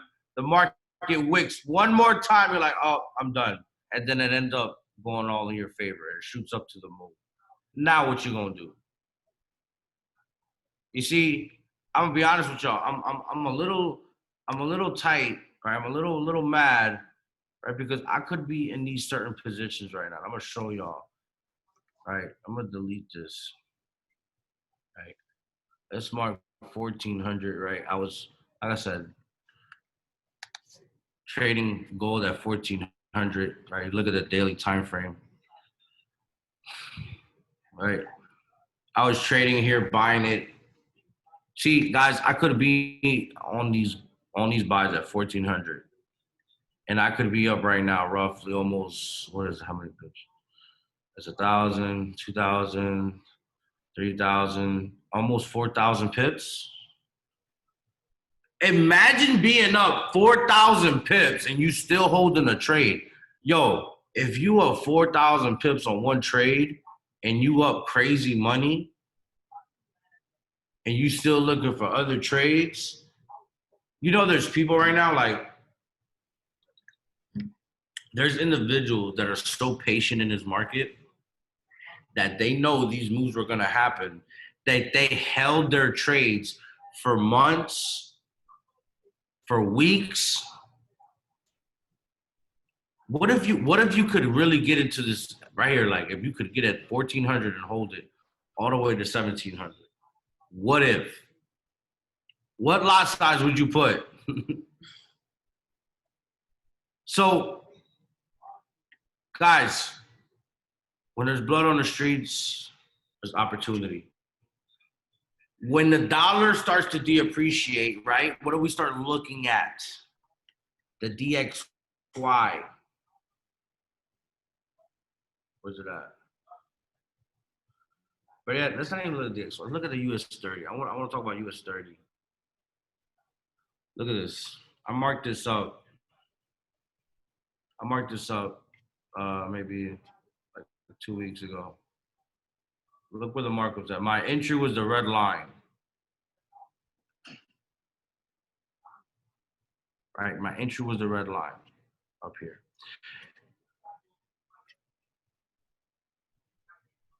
The market reacted at my level and dropped roughly almost 2,500 pips. Okay? Remember what I said, when there's blood on the streets, there's opportunity. Y'all want to know why I'm mad? Because me, myself, ladies and gentlemen, I'm a little mad because I knew this was happening right here. I'm going to be honest with you. Who on here saw that this collapse was coming? Anybody? Because I'm going to be real with y'all. Like, I'm just trying to be real. This virus caused all of this. The economy to decline. It caused gold to go bullish. It caused oil, right, to go very bearish. So I want y'all to write those down because I want y'all to study those. Once you get down gold, oil, right, the core fundamentals, understanding at the end of the day how the market moves based on what's going on around the world, trading will become a lot more smoother for you. So as I'm telling you about gold and what's going on with look, if you miss your moves, you miss your moves. Look, I missed this.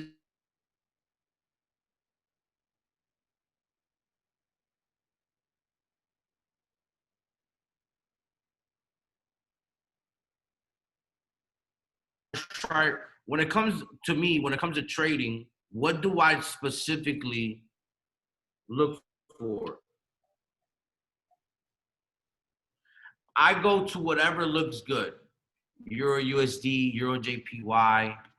Let's see.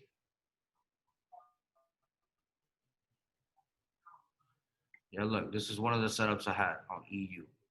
And it hit. Looking for the sell.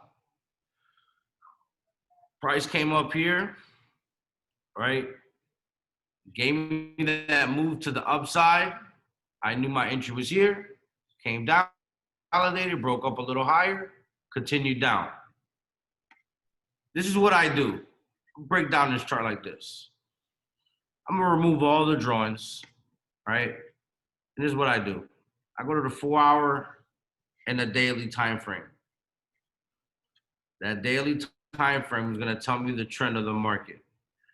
Right now, in a sense, the market's not giving me a sign of where it's either bullish or bearish.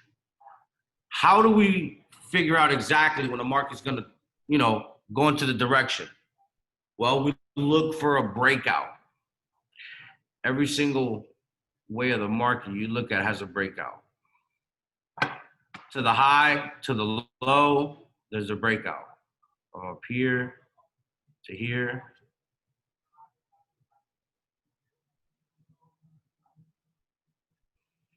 To here.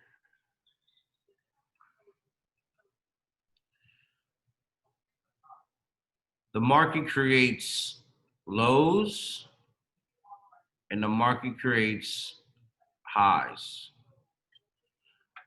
What I do is when certain levels are broken, right? The market tends to either break, continue, or it breaks and retests. Now, 1 hour here, I'm on a 1 hour right now, right? I'm gonna label this as a low right here, down here.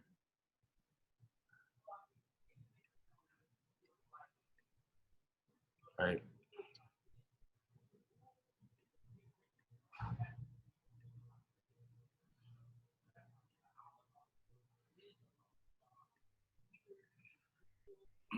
See how the market comes down to this level, rejects, comes here, rejects. It never broke the level. All right. Once I see a break of structure, this market breaking down here. As it goes below this low, I have to look for a break of structure, but a close below a certain price level. I like to pay attention to price all the time. The price right here is 1.11900. Spot on even. So what I'm gonna wait for is for the market on a 4 hour candle to close below that price level. And I'm gonna look for the break and then the what? If you know the answer, drop it in the chat right there. I'm gonna look for the break and then I'm gonna look for the what?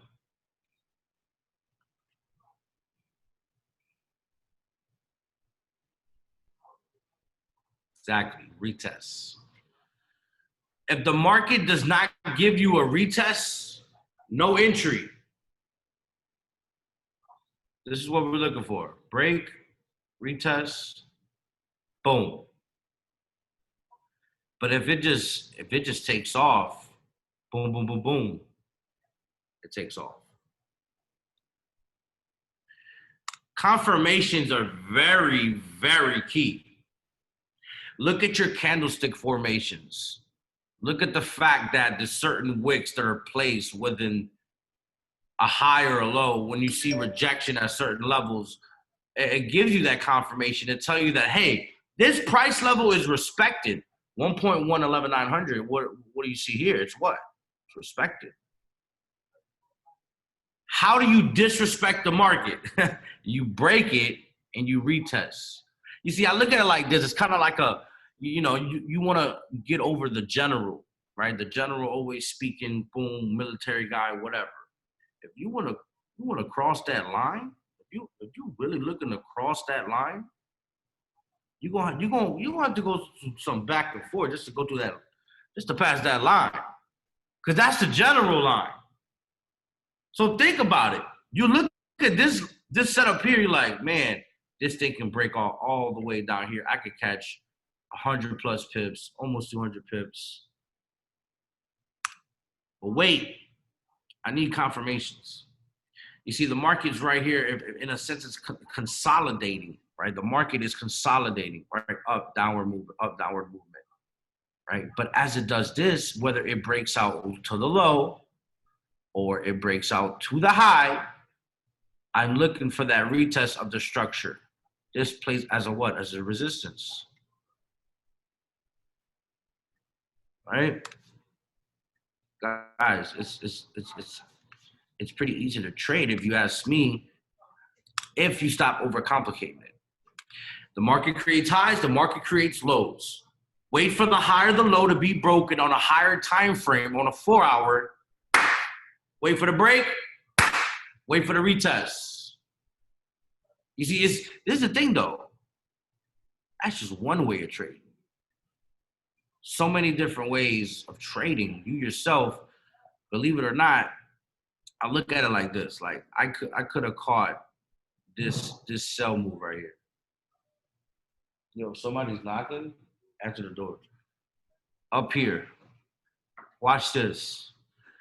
See how this market look? See how this market right here, from this low to this high?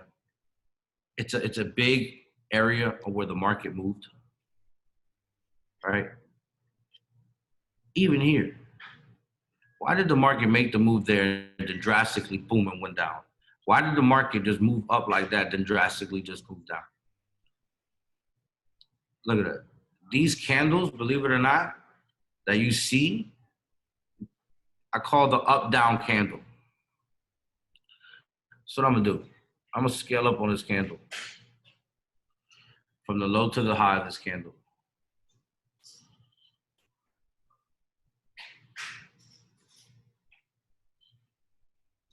$39,800. No. 1.39. Ready yet? Let's do this. Yo, Chop. I'm gonna call it, say 1.14, right? I scaled up this candle right here. From the low to the high off the fib. I marked it right here between the 50. That's what I always do. I like to mark the 50 of the fib when I look at these candles. You see, this right here is honestly, it's an institutional candle.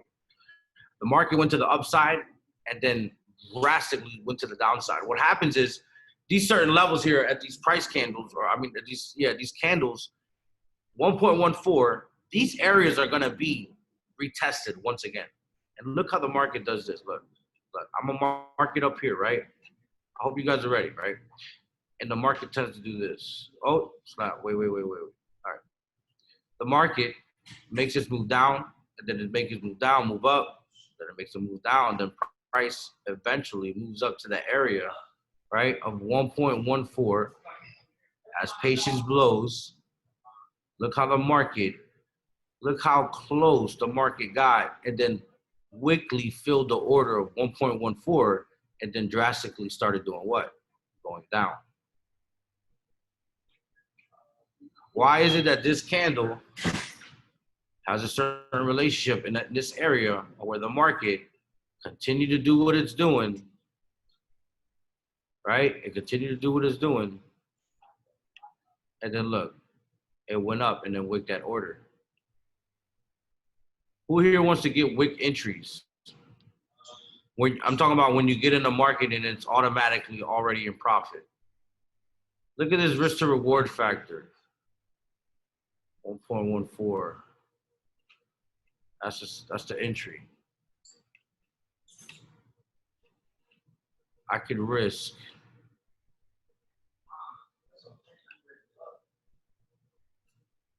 risk 30 pips, 20 pips.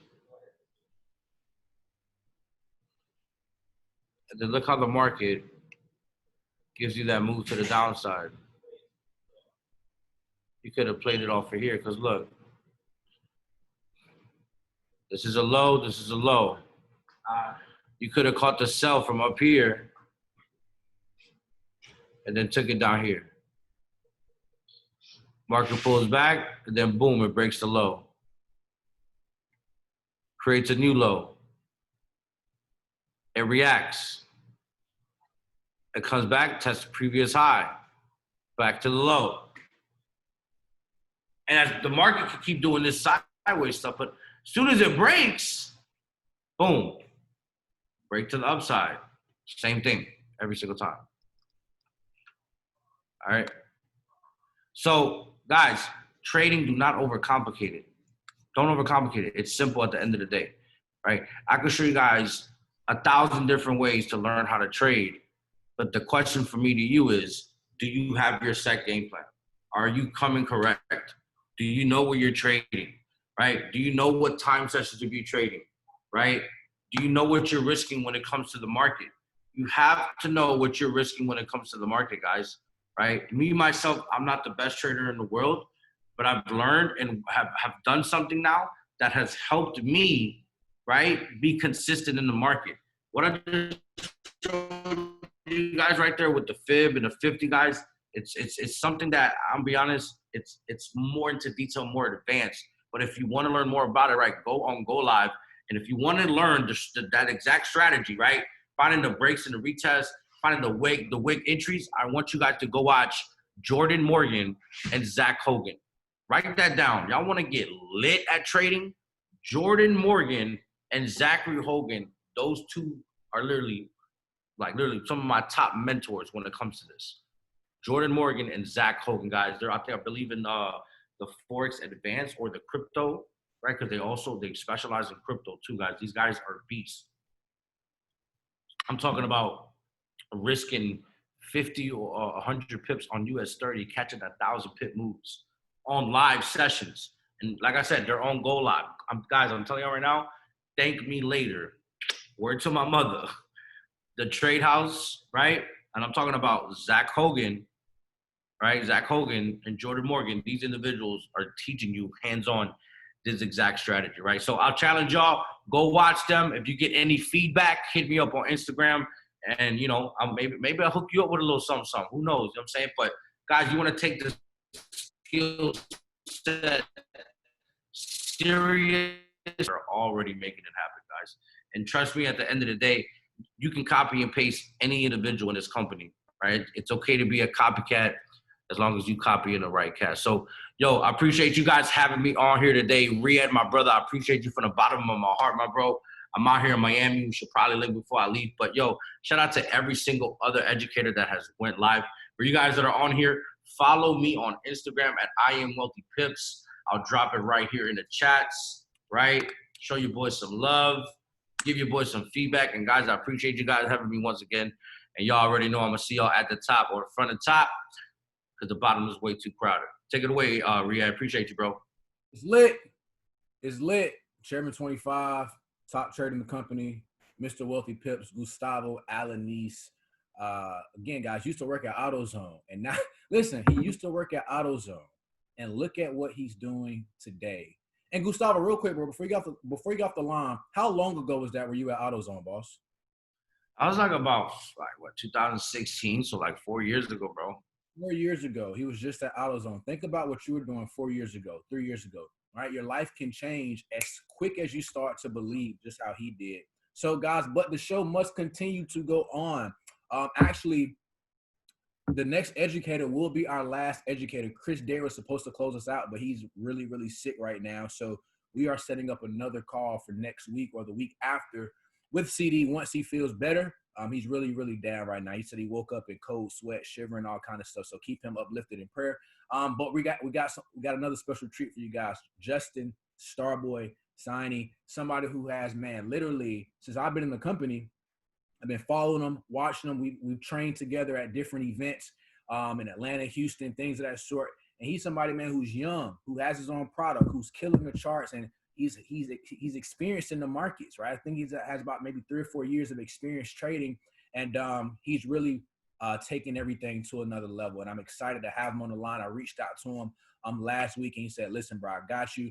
And it's an honor to have Starboi, one of the top traders and educators inside the company, on this line today to close us out. So Starboi, about to find you, make you co-host, and the floor is yours, my brother. Take it away. You are co-host. All right, perfect. First off, Riyad, bro, I want to appreciate you for inviting me onto this call, and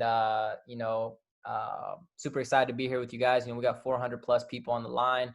Appreciate y'all taking the time out of your day to be on this. I got a nice little presentation set up for y'all, and we're going to kind of just go ahead and jump right into it. So just give me 1 sec. I'm just pulling this up.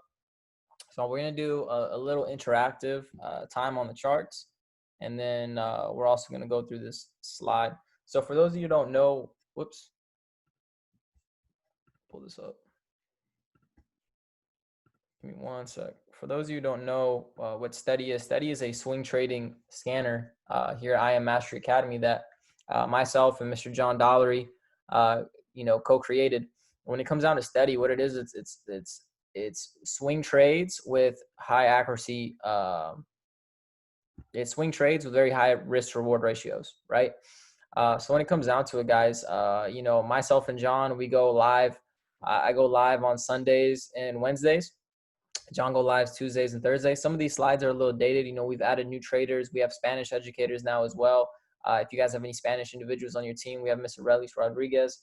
She's a beast. We have Mr. Mauricio as well. He's also a beast. Getting access to Steady is very simple, guys. All you got to do is log into IM Center. And then from there, you're going to click on the Strategies tab on the bottom left. From there, you'll click on Steady, click this little logo, and then you're in. Within Steady, I'll go over the back end and how it works as well. But it's simply just alerts, right? You're going to get trade alerts sent to your phone via Telegram. I'll drop the Telegram in the chat here in a little bit as well. But how it works is you get a notification when there's a new trade idea, new market outlook, whatever you want to say. And from there, the scanner will pretty much just give you the information onto the right-hand side, whether it's a sell limit or buy limit, the entry, TP stops, all that information. And then from there, all you got to do is just kind of sit and wait. But, when it comes down to the actual Steady software, there's not really much to it, right? It's more so about learning the strategy. I'll pull this up real quick. It's more so about actually learning the strategy, because we can log into steady.im real quick. And like I said, guys, there's really not much to the actual scanner, right? There's an alert panel when there's new trades. You can see what's currently active, what's currently pending, which you could potentially place as a pending order, and what's closed, right? There is Steady and then Steady Swift, and I'll break down what Steady Swift is here in a little bit as well. And then on top of that, the last thing is just the go live sessions, right? When it comes down to the go live sessions, guys, I'm just gonna log in and show you those real quick. If you scroll down into strategy education and then you click on Steady, you have myself Sundays and Wednesdays, 7 p.m. Eastern. You have John Dollery, 5 p.m. Eastern, Monday and Thursdays. And you got Mr. Mauricio Tuesdays through Wednesdays. And that's going to be in English. And then we also have it in Spanish as well. You can just go onto Spanish Go Live and see those. But when it comes down to Steady, truthfully, it's not even really about the scanner. It's more so about the education, because what we're teaching you guys on Steady is how to, get very low risk and high reward trade setups, right? And I'm going to be breaking down a few different things that will really take your trading to a whole nother level. So I would just say focus in. If you got a notebook, if you're taking notes, I would say definitely take notes. Here's an intro to the strategy. So the first thing is you got to understand the trend, right? You got to understand what an uptrend, downtrend, and sideways market truly are. You need to learn how to identify the structure in each of these market conditions, right? So that's step one. So you got to learn. Do we have any Portuguese speaking sessions on Go Live? I'm not sure. You can check it out. Here's the SD/. Here is cool. So we got the uptrend. When it comes down to an uptrending market, you can see it's going up, but you got to just, really understand what are the key points in the trend. So, you need to know what each one of these arrowed points are, and what all these circled areas are called as well. When it comes down to an uptrend, you got higher lows and higher highs, right? The reason these points are called higher highs and higher lows is very simple.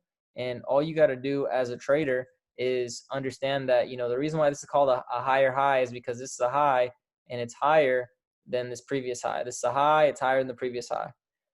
When it comes down to these higher low points, all you got to understand is this is a low point, but it's higher than this previous low point. This is a low point, it's higher than this previous low point, right? So when it comes down to it, you learning how to trade, you're going to learn from so many different people. You're going to hear so many different things. What you got to really understand is that basic Forex education is out there to, it's for you to blindly follow, right? So factor this in. Us as human beings, we'll usually just follow what somebody says, not based on our opinion, but kind of just based on theirs.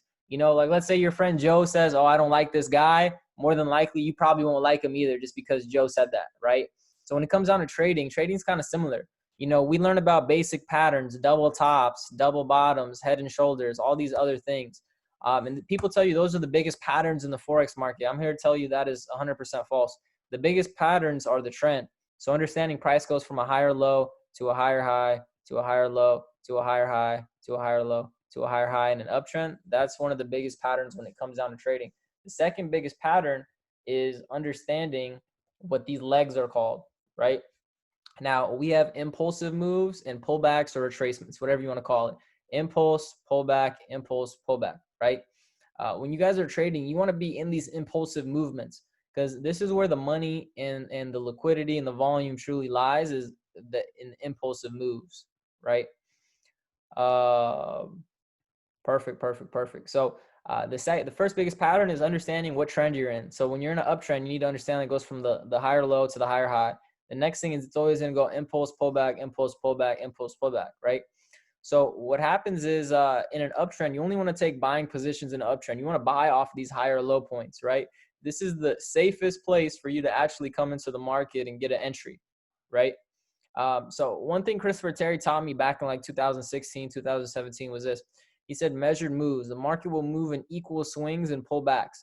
So what that really means is, he said this, I circled these impulses in green. He said if this was about 150 pip move, he said the following impulse should be about 150 pips too. So if this was about 150, he said 9 times out of 10, the next one's going to be about 150, and the next one's going to be about 150. He also said this. He said the pullbacks work the same way. If this pullback was 40 pips, he said 9 times out of 10, the next one might be about 40 pips. And then this is how you start mapping out the trend. If you know the pullbacks are about, 40 pips, then, on the next slide, what we'll be able to see is that we can actually measure these pullbacks, and then it gives us a rough area of where we'll potentially start buying, right? So, when it comes down to an uptrend, those are some key things I want you guys to, have in your mind when it comes down to uptrends and measured moves. A lot of people don't talk about this, but this is one of the things that gained me the most success as, the trader I am today. Then we have a downtrend. It's pretty much the same thing in reverse. You just need to know what these points are called. We got lower highs and lower lows, right? In a downtrend, you only want to take sells off lower highs, right? And, if you could really break down and understand structure in the market, this is truly all you need to be a successful trader. Truthfully, it's just following the patterns and following the structure. In a downtrend, you only want to take selling positions off a lower high, so you're only selling lower highs. That's the best optimal trade entries. And then we have a sideways market, right? Now, we only trade in a trending market, right? So how do you know if you're in a trending market? It's either an uptrend or a downtrend. A sideways market is not a trend. Trend means in motion, in flow, in rhythm, in movement, right? Sideways market is sideways market. So when the market's actually going sideways, you don't want to take any positions, right? And I'll explain why. Basic Forex education, once again, it's kind of a scam, right? Because there's a higher being or a higher there's the banks, so the prime of prime banks. There's all these things we could talk about, but there's higher beings in these markets, right? And these higher beings put out information for people like us to blindly follow, so they can trap us and take our money in the market, right? So what you got to understand is basic Forex education tells you, hey, there's resistance and there's support. There's a roof and a floor. I wrote right here, it's kind of wishy-washy info because they're teaching you to sell up here and buy up here. I can't tell you guys how many times when I first started trading, my mentor, my whatever, the person I was taking signals from said to buy the floor. I bought the floor, and this thing just kept on going all the way down to hell, right? And when something like that happens, you start pulling your hair out. You start praying to God. You're like, yo, God, let me just get back to negative $100. I'll close out my L. And then, you end up losing and blowing your accounts and stuff like that, right? And it's relatable. Maybe some of y'all have done that. It's facts. You guys said, he said facts. It's facts. It happens to all of us. And it's because we don't have the correct information, right? So do not take trades in a sideways market. This is where traders get trapped. You don't want to trade in this, right? And if you have an itch and you really got to trade in here and you're fiending to trade in this, lower your leverage, lower your risk. I'm going to teach you guys some crazy risk management, techniques and understanding, so you guys can always remain profitable when you're trading. But you don't want to trade when it's sideways, right? The way to properly trade this is to wait for a breakout and, you know, either buy that new higher low or sell that new lower high. Because at this point, you're actually, these are all equal lows and equal highs, right? You're not into a trend until you start seeing price making new highs and new lows, right? So the next big thing is identifying the shift of momentum. Shift of momentum is when the price changes directions or change of trend. You might also say break of structure, right? So identify the shift of momentum. When price changes directions, it's a change of trend. So example, here we have an uptrend, right? You know, it's going up, it's making higher highs and higher lows. You know, it's flowing when it comes down to like order flow, right? So what I like to do is I like to leave myself notes on the charts. How I do that is I just draw these little circles. You know, the colors don't matter, whatever makes you happy. But when I'm looking at price, if I see the market's at a higher high, right, I'm going to come back to the previous higher low. I'm going to circle it, and then I'm going to put a horizontal line beneath it. The reason why I do that is because this is the most important part in price, right? And I'll explain why here in a second. So what's going to happen is this. Price goes from this higher low, creates a higher high. Price should pull back and create a new higher low, which is fine, right? That's what it's supposed to do. But if price fails to make a higher high, that's my first indication that this might start shifting to a downtrend. Now this is a lower high, right?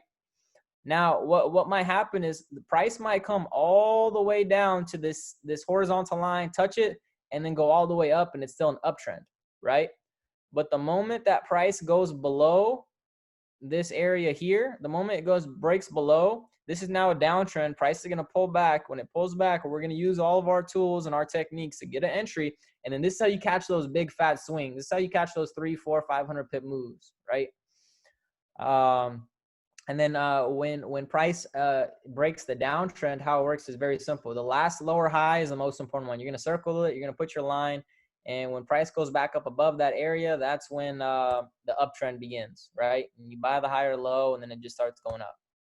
Now, the fib is super key. You know, here's the fib settings. Take a moment, take a photo, write them down. They'll continuously be on the screen. But, you know, 0, 618, 71, 78.6, 100, -27, -61.8. So the fib rules, you only use fibs in a trending market, uptrend or downtrend. Sideways market is not a trend, all right? In a downtrend, you pull the fib from the lower high to the lower low. In an uptrend, you pull it in reverse, right? So in this example, we have a downtrend, right? Price is going down. So we pulled our fib from the lower high down to the lower low. What the Fibonacci tool is designed to do is think of it as like from here to here, it's like a start to finish line, right?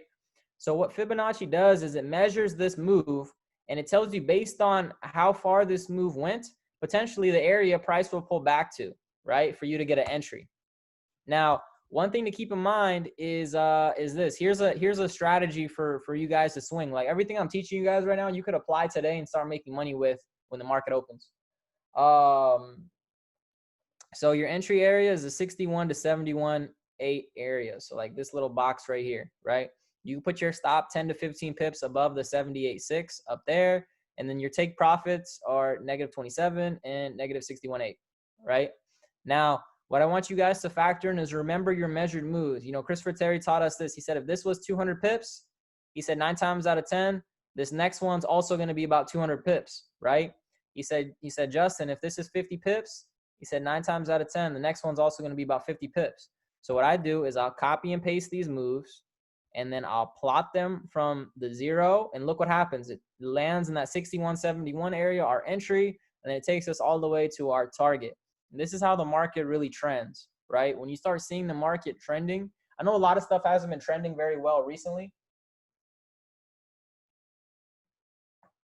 I know a lot of things haven't been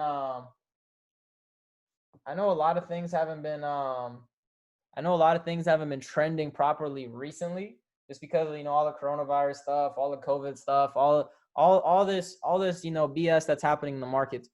But when the market is trending, this is a very simple strategy for you guys to come in and get really good trades, right?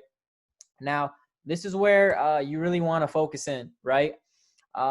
The best risk to reward ratio is going to be at the 61.71.8 area, right? Now, the reason why we don't use the 38.2 or the 50 is because of this. Basic Forex education teaches you that, if you ever trace them at the 38.2, it's going to be a quick reversal, right? They teach you, if you ever if it breaks the 38.2, it's going to go to the 50. It's going to be a slower reversal. They say, if it breaks that and goes to 61.8, it's going to be even slower reversal. So us being, basic traders, what are we doing? We want to make money now. We want to make money quick, right? How many times have you guys sold the trade too early? You sell here, price stops you out, and then it eventually goes in your favor, and you're just like, damn, man, I should have waited. I should have been more patient. I should have chilled on it, right? So many times we get in too early, right? And then, the trade goes against you. It goes against you a little bit more. You get scared. You get out of the trade. Then it goes in your favor and you lose, right? So you want to wait for the best possible entries, the best optimal entries. You need a trading plan. You need to have some type of some guidance, right? Real quick, before we get into the next part of the strategy, really what I want to go over is this. Let's do this. Trading view. I'm just going to give you guys some real sauce right now. And this is how you can always remain profitable. Let's do this. All right. And this is how you guys can always remain profitable. So here's like a little math lesson, right? On steady, what we focus on is percentage-based risk reward. Percentage-based RR. We got over 400 people on this call right now. Truthfully, guys, if you want to become a successful trader, successful traders don't worry about the money that they're making or the pips they're catching, right? Honestly, when people tell me, they caught 2,000 pips on this trade, or, I caught 400 pips this week, it doesn't impress me. And the reason why is because how much did you really make on that 400 pips, right? How are you optimizing the amount of pips you're catching? People really, what you got to change the focus on is most people focus on money, profits, / the pips they're catching.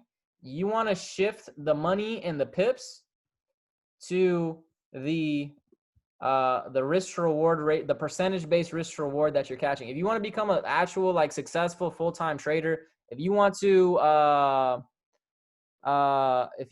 about, we're not talking about the 1 minute chart. I'll break that down later on too. But if you want to really become a successful trader, you got to talk about percentage-based risk to reward. Because somebody can catch 400 pips and somebody can catch 50, and you make way more money on the 50 than the 400. And the reason why is risk to reward, right? Risk to reward is, how much you're risking to potentially how much you're gaining, right? So let's factor this in. I'm gonna show you guys 3 different examples. Here's 3 different risk to reward tools, right? So this shows us that we're risking 15 pips to make 15. So this is a 1-to-1. Let's say on this trade, it is a 1-to-2. Let's say we're risking 15 pips. Let's do a 1-to-2, bet right there. And then let's say this one is a 1-to-3. Now factor this in. Now this is a 1-to-1, right? 1-to-1 means whatever you're risking, whatever you're gaining, right?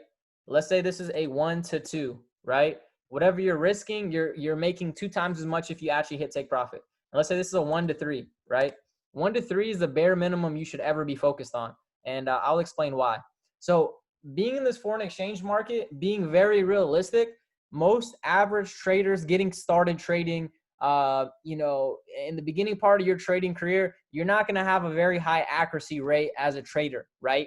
And it is what it is. If you're a basketball player, you might not hit all your shots in the beginning. If you're a baseball player, you might be missing some swings, right?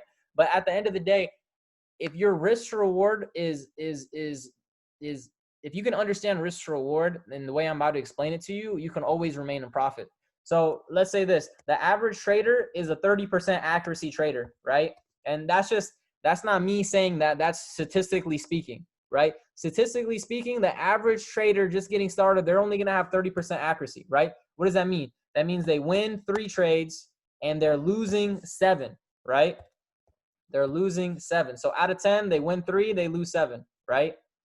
So factor this in. When we trade, I risk 1% on every trade I take, right? 1% risk on every trade that I'm taking, right? 1, max 3, but we're just going to focus on this 1% right now, right?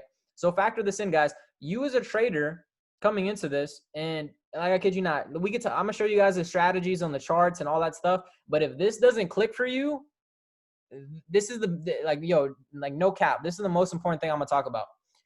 The risk to reward is so important because you could be a terrible accuracy trader. You could lose majority of your trades and you'll still always be in profit, right? Factor this in. 1-for-1. If I'm risking on a one-to-one risk to reward trade, what's happening is I'm risking 1% to gain 1%. So on this example, my 3 wins, I'm up 3%, right? On my 7 losses, I'm down 7%, right? So my total ends up being negative 4% out of the 10 trades I just took if I'm trading at a 1-to-1, right? Now let's say I'm trading at a 1-to-2. I'm risking 1% to gain 2%, right? On my 3 wins, I'm making plus 6% return, right? On my 7 losses, because I'm losing 1% each time, I'm losing 7% still. So my total is negative 1%. Oops, negative 1%, right? So I'm still negative. Now, if you're doing a bare minimum 1-to-3, you could be wrong 70% of the time, right? And you'll still be in profit because check this out. I'm risking 1% to gain 3%. So on my 3 wins, I gained 9%. I lost 7%. My total is positive 2%, right? So when you switch when you start focusing on percentage-based risk to reward, this is when your accounts are really going to start growing. This is when you're really going to start making bread. And we're going to just remember this. Remember what we just went over. Because exactly, perspective. Because eventually your trading is going to get better. You're going to go from this 3 out of 10 to eventually you're going to be a 4 out of 10 trader, right? 4 wins, 6 losses, right? Factor this in. At this point, being 4 for 10, you'd be up 6% on your account after 10 trades, after winning 4 and losing 6, right? So when it comes down to it, guys, it's not even about taking hundreds of trades. It's about taking trades that have very good risk to reward ratios. Me personally, I don't take anything less than a 1-to-7 to like a 1-to-8, right? So every time I'm taking a trade, I'm risking 1% to make 7, or I'm risking 2% to gain 14, or I'm risking 3% of my account to gain 21, right? So what we're going to do is we're going to hop back onto the little slides I have. Let me know if you guys are enjoying this so far. If you guys are enjoying this so far, go ahead and drop some 2s. If you're learning something right now, go ahead and drop some 2s in the chat. All right, perfect.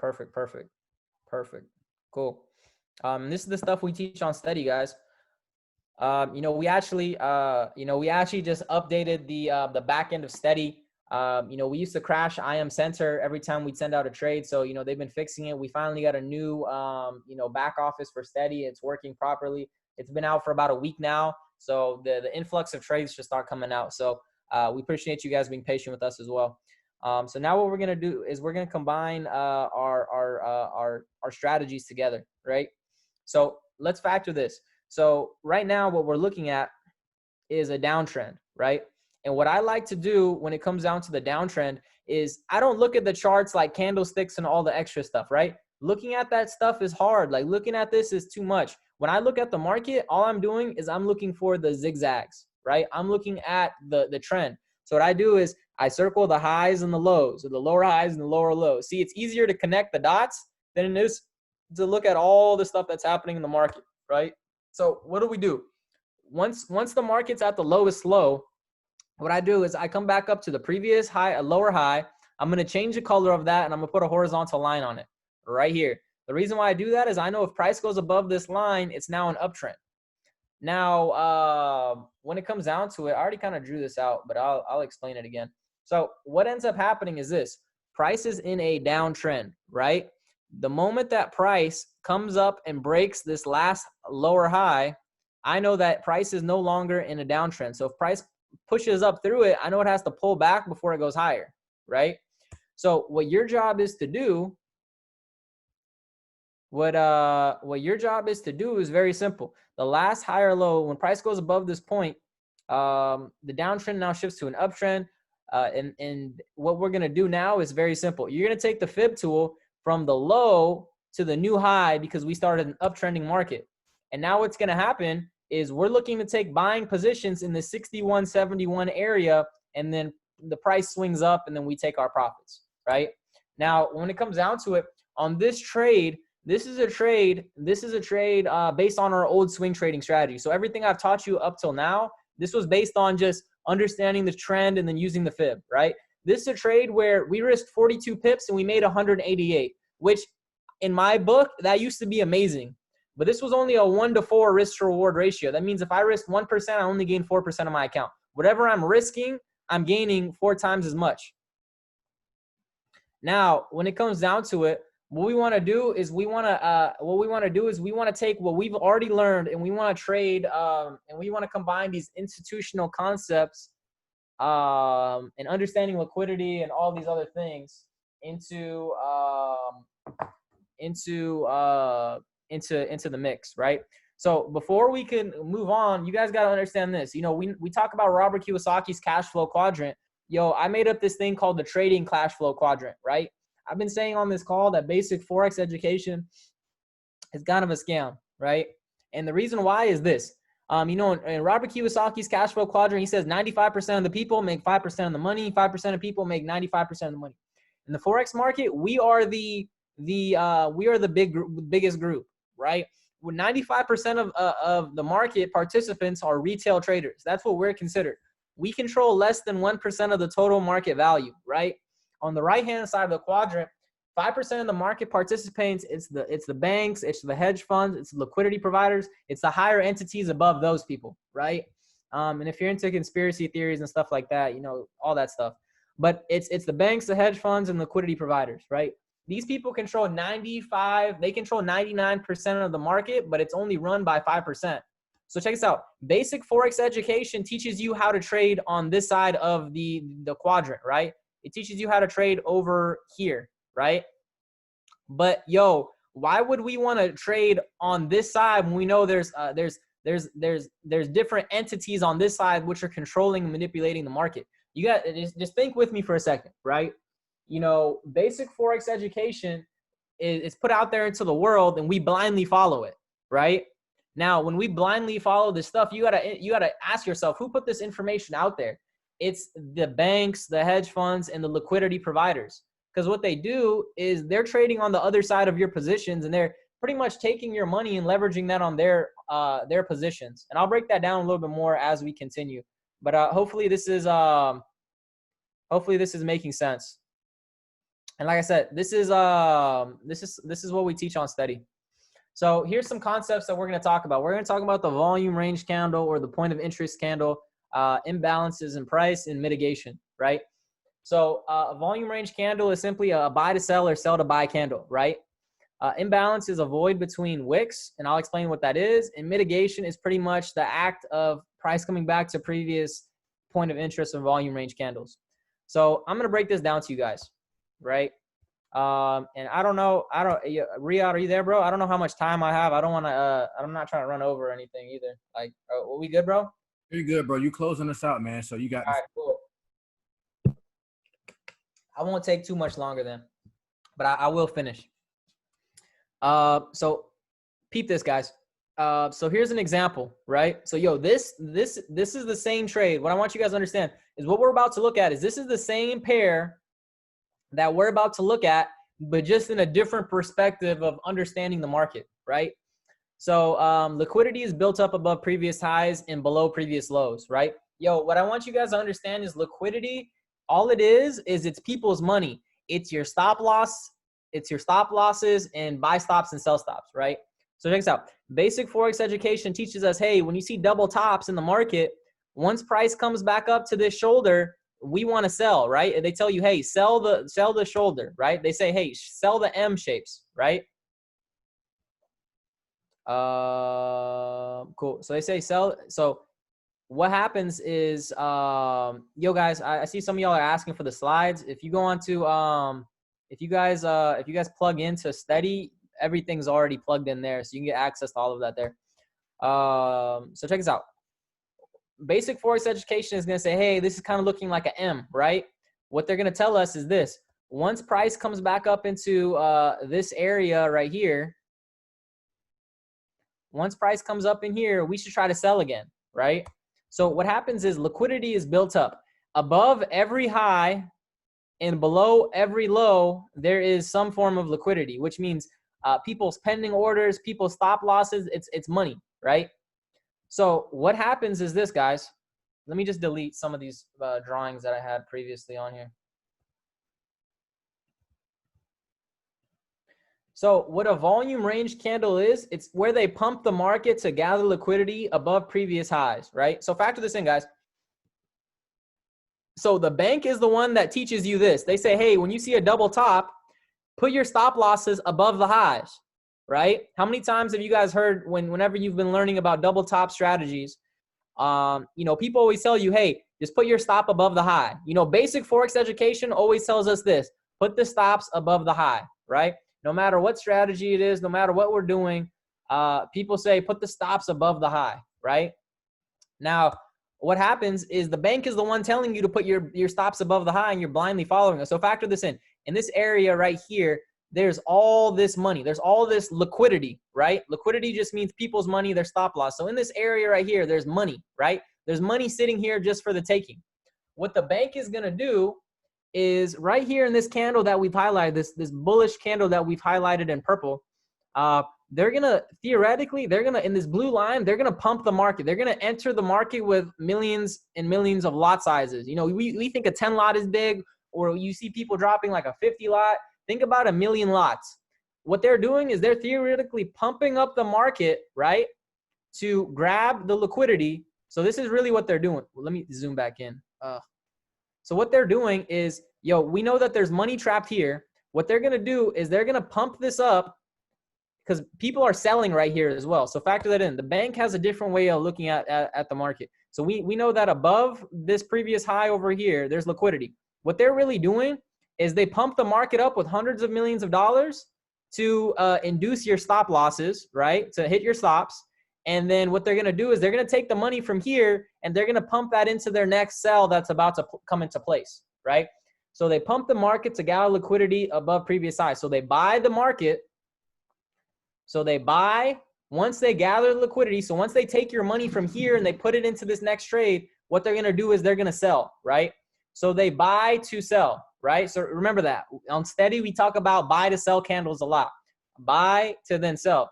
Once they have gathered liquidity, triggered the stop orders, they sell, right? What I want you guys to understand is banks, hedge funds, and liquidity providers, they have unlimited equity. Unlimited equity means they have to hedge their positions to enter the market. And what that means is this. I already said it, but buy to sell means they hedge. They have to hold both positions. The reason they don't take profit on the buy is because they need the buy pressure and the sell pressure for order flow. Really what that means is they're buying millions and millions of lots here. So let's say they bought 2 million lots here at the open of this candle. Once they take out all the stop losses over here, they're going to sell maybe 10 million lots here, right?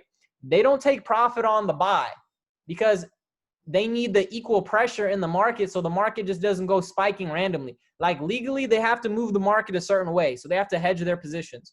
So here's an example of a bank and a liquidity provider not hedging their position. This is GBP AUD on the daily chart on Oanda. This is a 2,200 pip spike in 1 minute.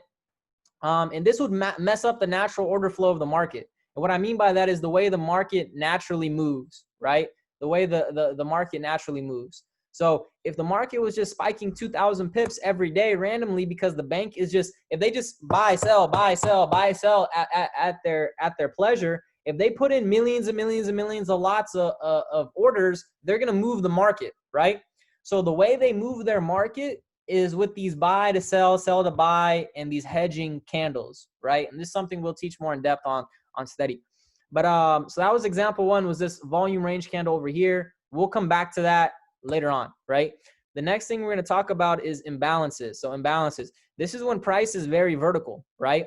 So check this out. We trade with B-book brokers and all these, unregulated brokers and all the extra stuff, which there's nothing wrong with. But the way the real Forex market works is if somebody is buying, somebody on the other hand has to be selling. If I'm winning, somebody else has to be losing. Does that make sense? So what happens is sometimes price is only offered in one direction. When price is very vertical, or it's only going in one direction very quickly, what we have to realize is there's no sells being offered in this price, right? So in this area, what we did is we looked for the last wick up and the next wick down. So in this area, this was the last wick up, and then from there was no wick down. Notice this candle had no wick down. So it was 1, 2, and then this third candle had a wick down. So this is our area of imbalance, right? Now, what you guys have to understand is this is getting into finance, right? So there's a premium price and there's a discounted price, right? And there's equilibrium, right? I don't know if any of you have ever studied just even basic economics, but there's a premium price and there's a discount price, and then there's an equilibrium. What you guys have to understand is that when these banks are entering the market here, let's say Bank of America put 1 million lots there. Let's say JP Morgan put 1,000 lots there. Let's say Navy Federal, whatever bank you use, has lots there. There's money trapped all throughout this area. So what we do is we highlight this area, we put a fib on this area, and we're looking at the 50% of this area. 50% is equilibrium, right? And equilibrium just means the equal point, the center, the median, the middle, right? It's the rough average. If there's money stuck down here and there's money stuck down here, more than likely they're going to try to come into the middle, because they could at least, take out the rough average. And that's like the best way I can dumb this down. Hopefully that makes sense. But what happens is this. We look for areas like this, and these are not only targets, but entries as well. So we take a position off the 50% of the imbalance area. Now we zoom out and see what happens. Yeah, so now we're going to zoom out and look what happens. Here was our imbalance, right? Right there. There was that equilibrium, and look what hit. Boom, right there. Perfect entry. Now we can have a better risk to reward ratio on the same setup from our swing trading style. Now we'll combine the two ideas, right? This is how we get perfect sniper entries, right? So now what we're going to do is we're going to combine this with this, and then we're going to see what's good.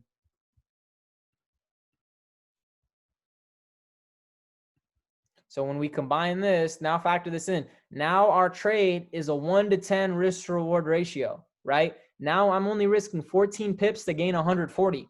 So put this in perspective, guys. A lot of people, all they focus on is the pips and this and that, and that's cool. But I'm talking about percentages, right? Think about this. I'm risking 1% of my account to gain 10,000. I'm risking 1% of my account to gain 10% of my account. So I'm risking $1,000 on my account, and I'm making $10,000 on my account. Or I'm risking $2,000 on my account, and I'm making $20,000 on my account. Or I'm risking $3,000 on my account, and I'm making $30,000 on my account, right? But I'm talking about money because that's what interests most people. But really, I'm risking 1% to gain 10. I'm risking 2% to gain 20, or I'm risking 3% to gain 30, right? So like I told you guys, long-term success, the people, traders at the bank, traders at the hedge funds, traders that manage money, they don't give a damn about how many pips you caught, or how many pips I caught, or how many pips this move was. All they care about is the risk to reward that the market is presenting them in that certain move, right? So I showed you guys a trade that was a 1 to 4. We took it to 1 to 10.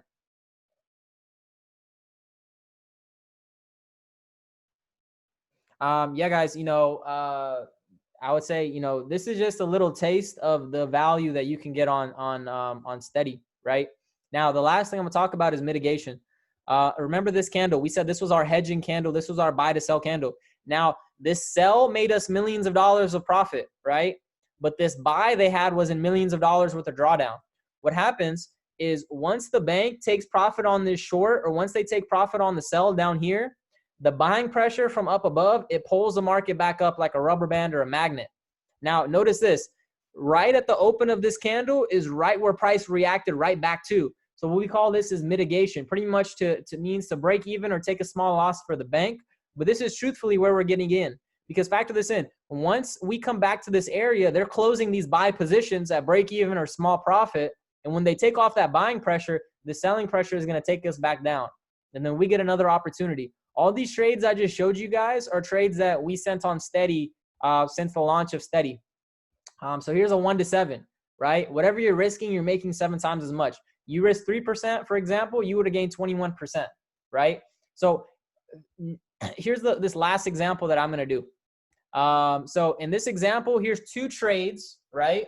The number 1, this is a Steady trade, right? So let's say this is one of our Steady students.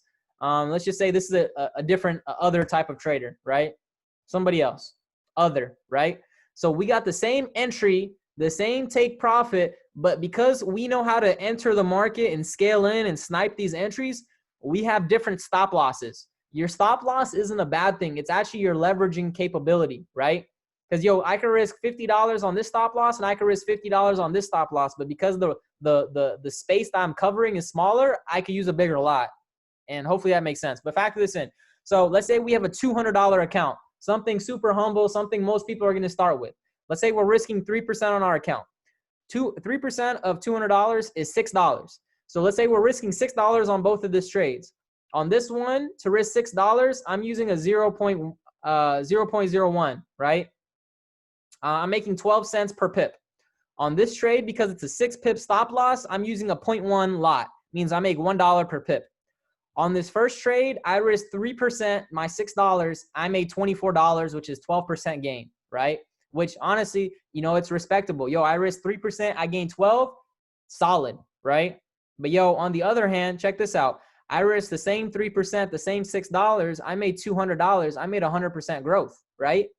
Without having to over leverage. So factor this in. This trade was a 1 to 4. This trade was a 1 to 32, right? One of my best trades I've taken is a 1 to 74 risk to reward, right? So factor this in. Whatever you're risking, you're making 32 times as much. Is this happening every day?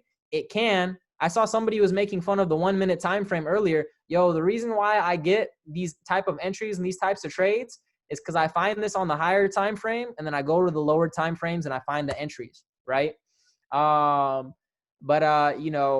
There's so many different examples, but that's kind of the end of the presentation. Give me a sec. I'm just going to check this. Yeah, guys, I would say the best thing you guys can do is tap in, right? If you guys log into im.academy, hop into the shopping cart, add Steady. Steady is $22 a month, right? And Steady's $22 a month. And I promise you, 1 TP will cover the 22 for several months, maybe even the year, right? But with that being said, let me see if there's anything else I really wanted to talk about real quick. Honestly, I think we went over a lot. I don't want to flood it or go overboard. But I hope you guys got some value out of this. I appreciate your guys' time. Definitely plug in. This was just a little taste of what we're offering. But truthfully, guys, Steady's not even about the trades or the trade ideas. That's just a little part of it. Steady is truthfully about the go live sessions, the previous recordings, and all of the education. Because our goal isn't to, truthfully, guys, we're in this company, and we're in this company to first, learn how to trade, and, second, to build our organizations, right?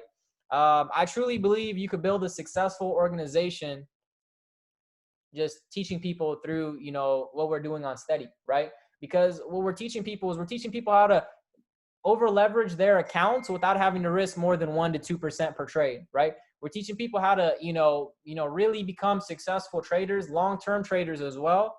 And, really the smart way of doing things. With that being said, Riyadh, bro, is there anything else that you'd like me to talk about, bro? Starboi, man, I think you're good to go, bro. All right, man. Yo, I appreciate you, bro. I had a lot of fun. Thank you guys for having me. Lit.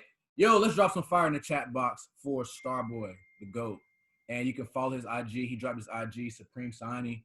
I believe somebody put it in the chat. Definitely give him a follow. Definitely show him some love on the IG. And guys, I think this call was great. I think this was an amazing call. I think it was put together perfectly. I don't know how the lineup came to be, how the lineup was, but it worked out perfectly. Brittany Burrell, Abel, Gustavo, Starboi, everybody did an amazing job. And then we'll have Chris Derrick again, maybe this week coming up or next week. He's going to do a special call for us. since he couldn't do it today. But man, we just learned a lot. I mean, what Starboi just broke down, family. Listen, stuff I never heard before.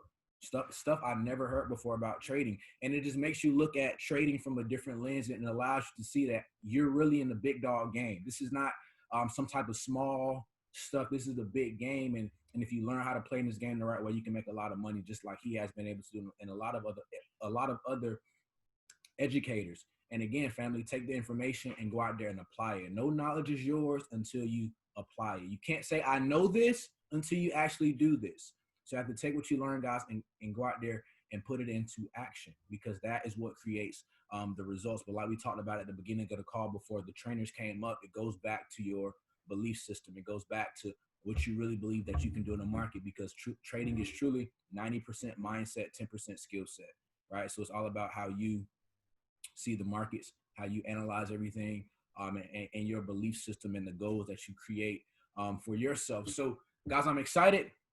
It's been an amazing call. Like I always say, I'm not here to overcook the grits. The whole call was recorded, so I'm about to let it process and do all that, and I'll make sure I drop it in the chats so everybody can have it. But definitely be on the lookout for the call with Chris Derrick coming up, so he can give us the game that he wanted to give today. But let's have an amazing week. I love you all. See y'all at the bank. Starboi, again, we appreciate you, my brother. You guys have a good evening.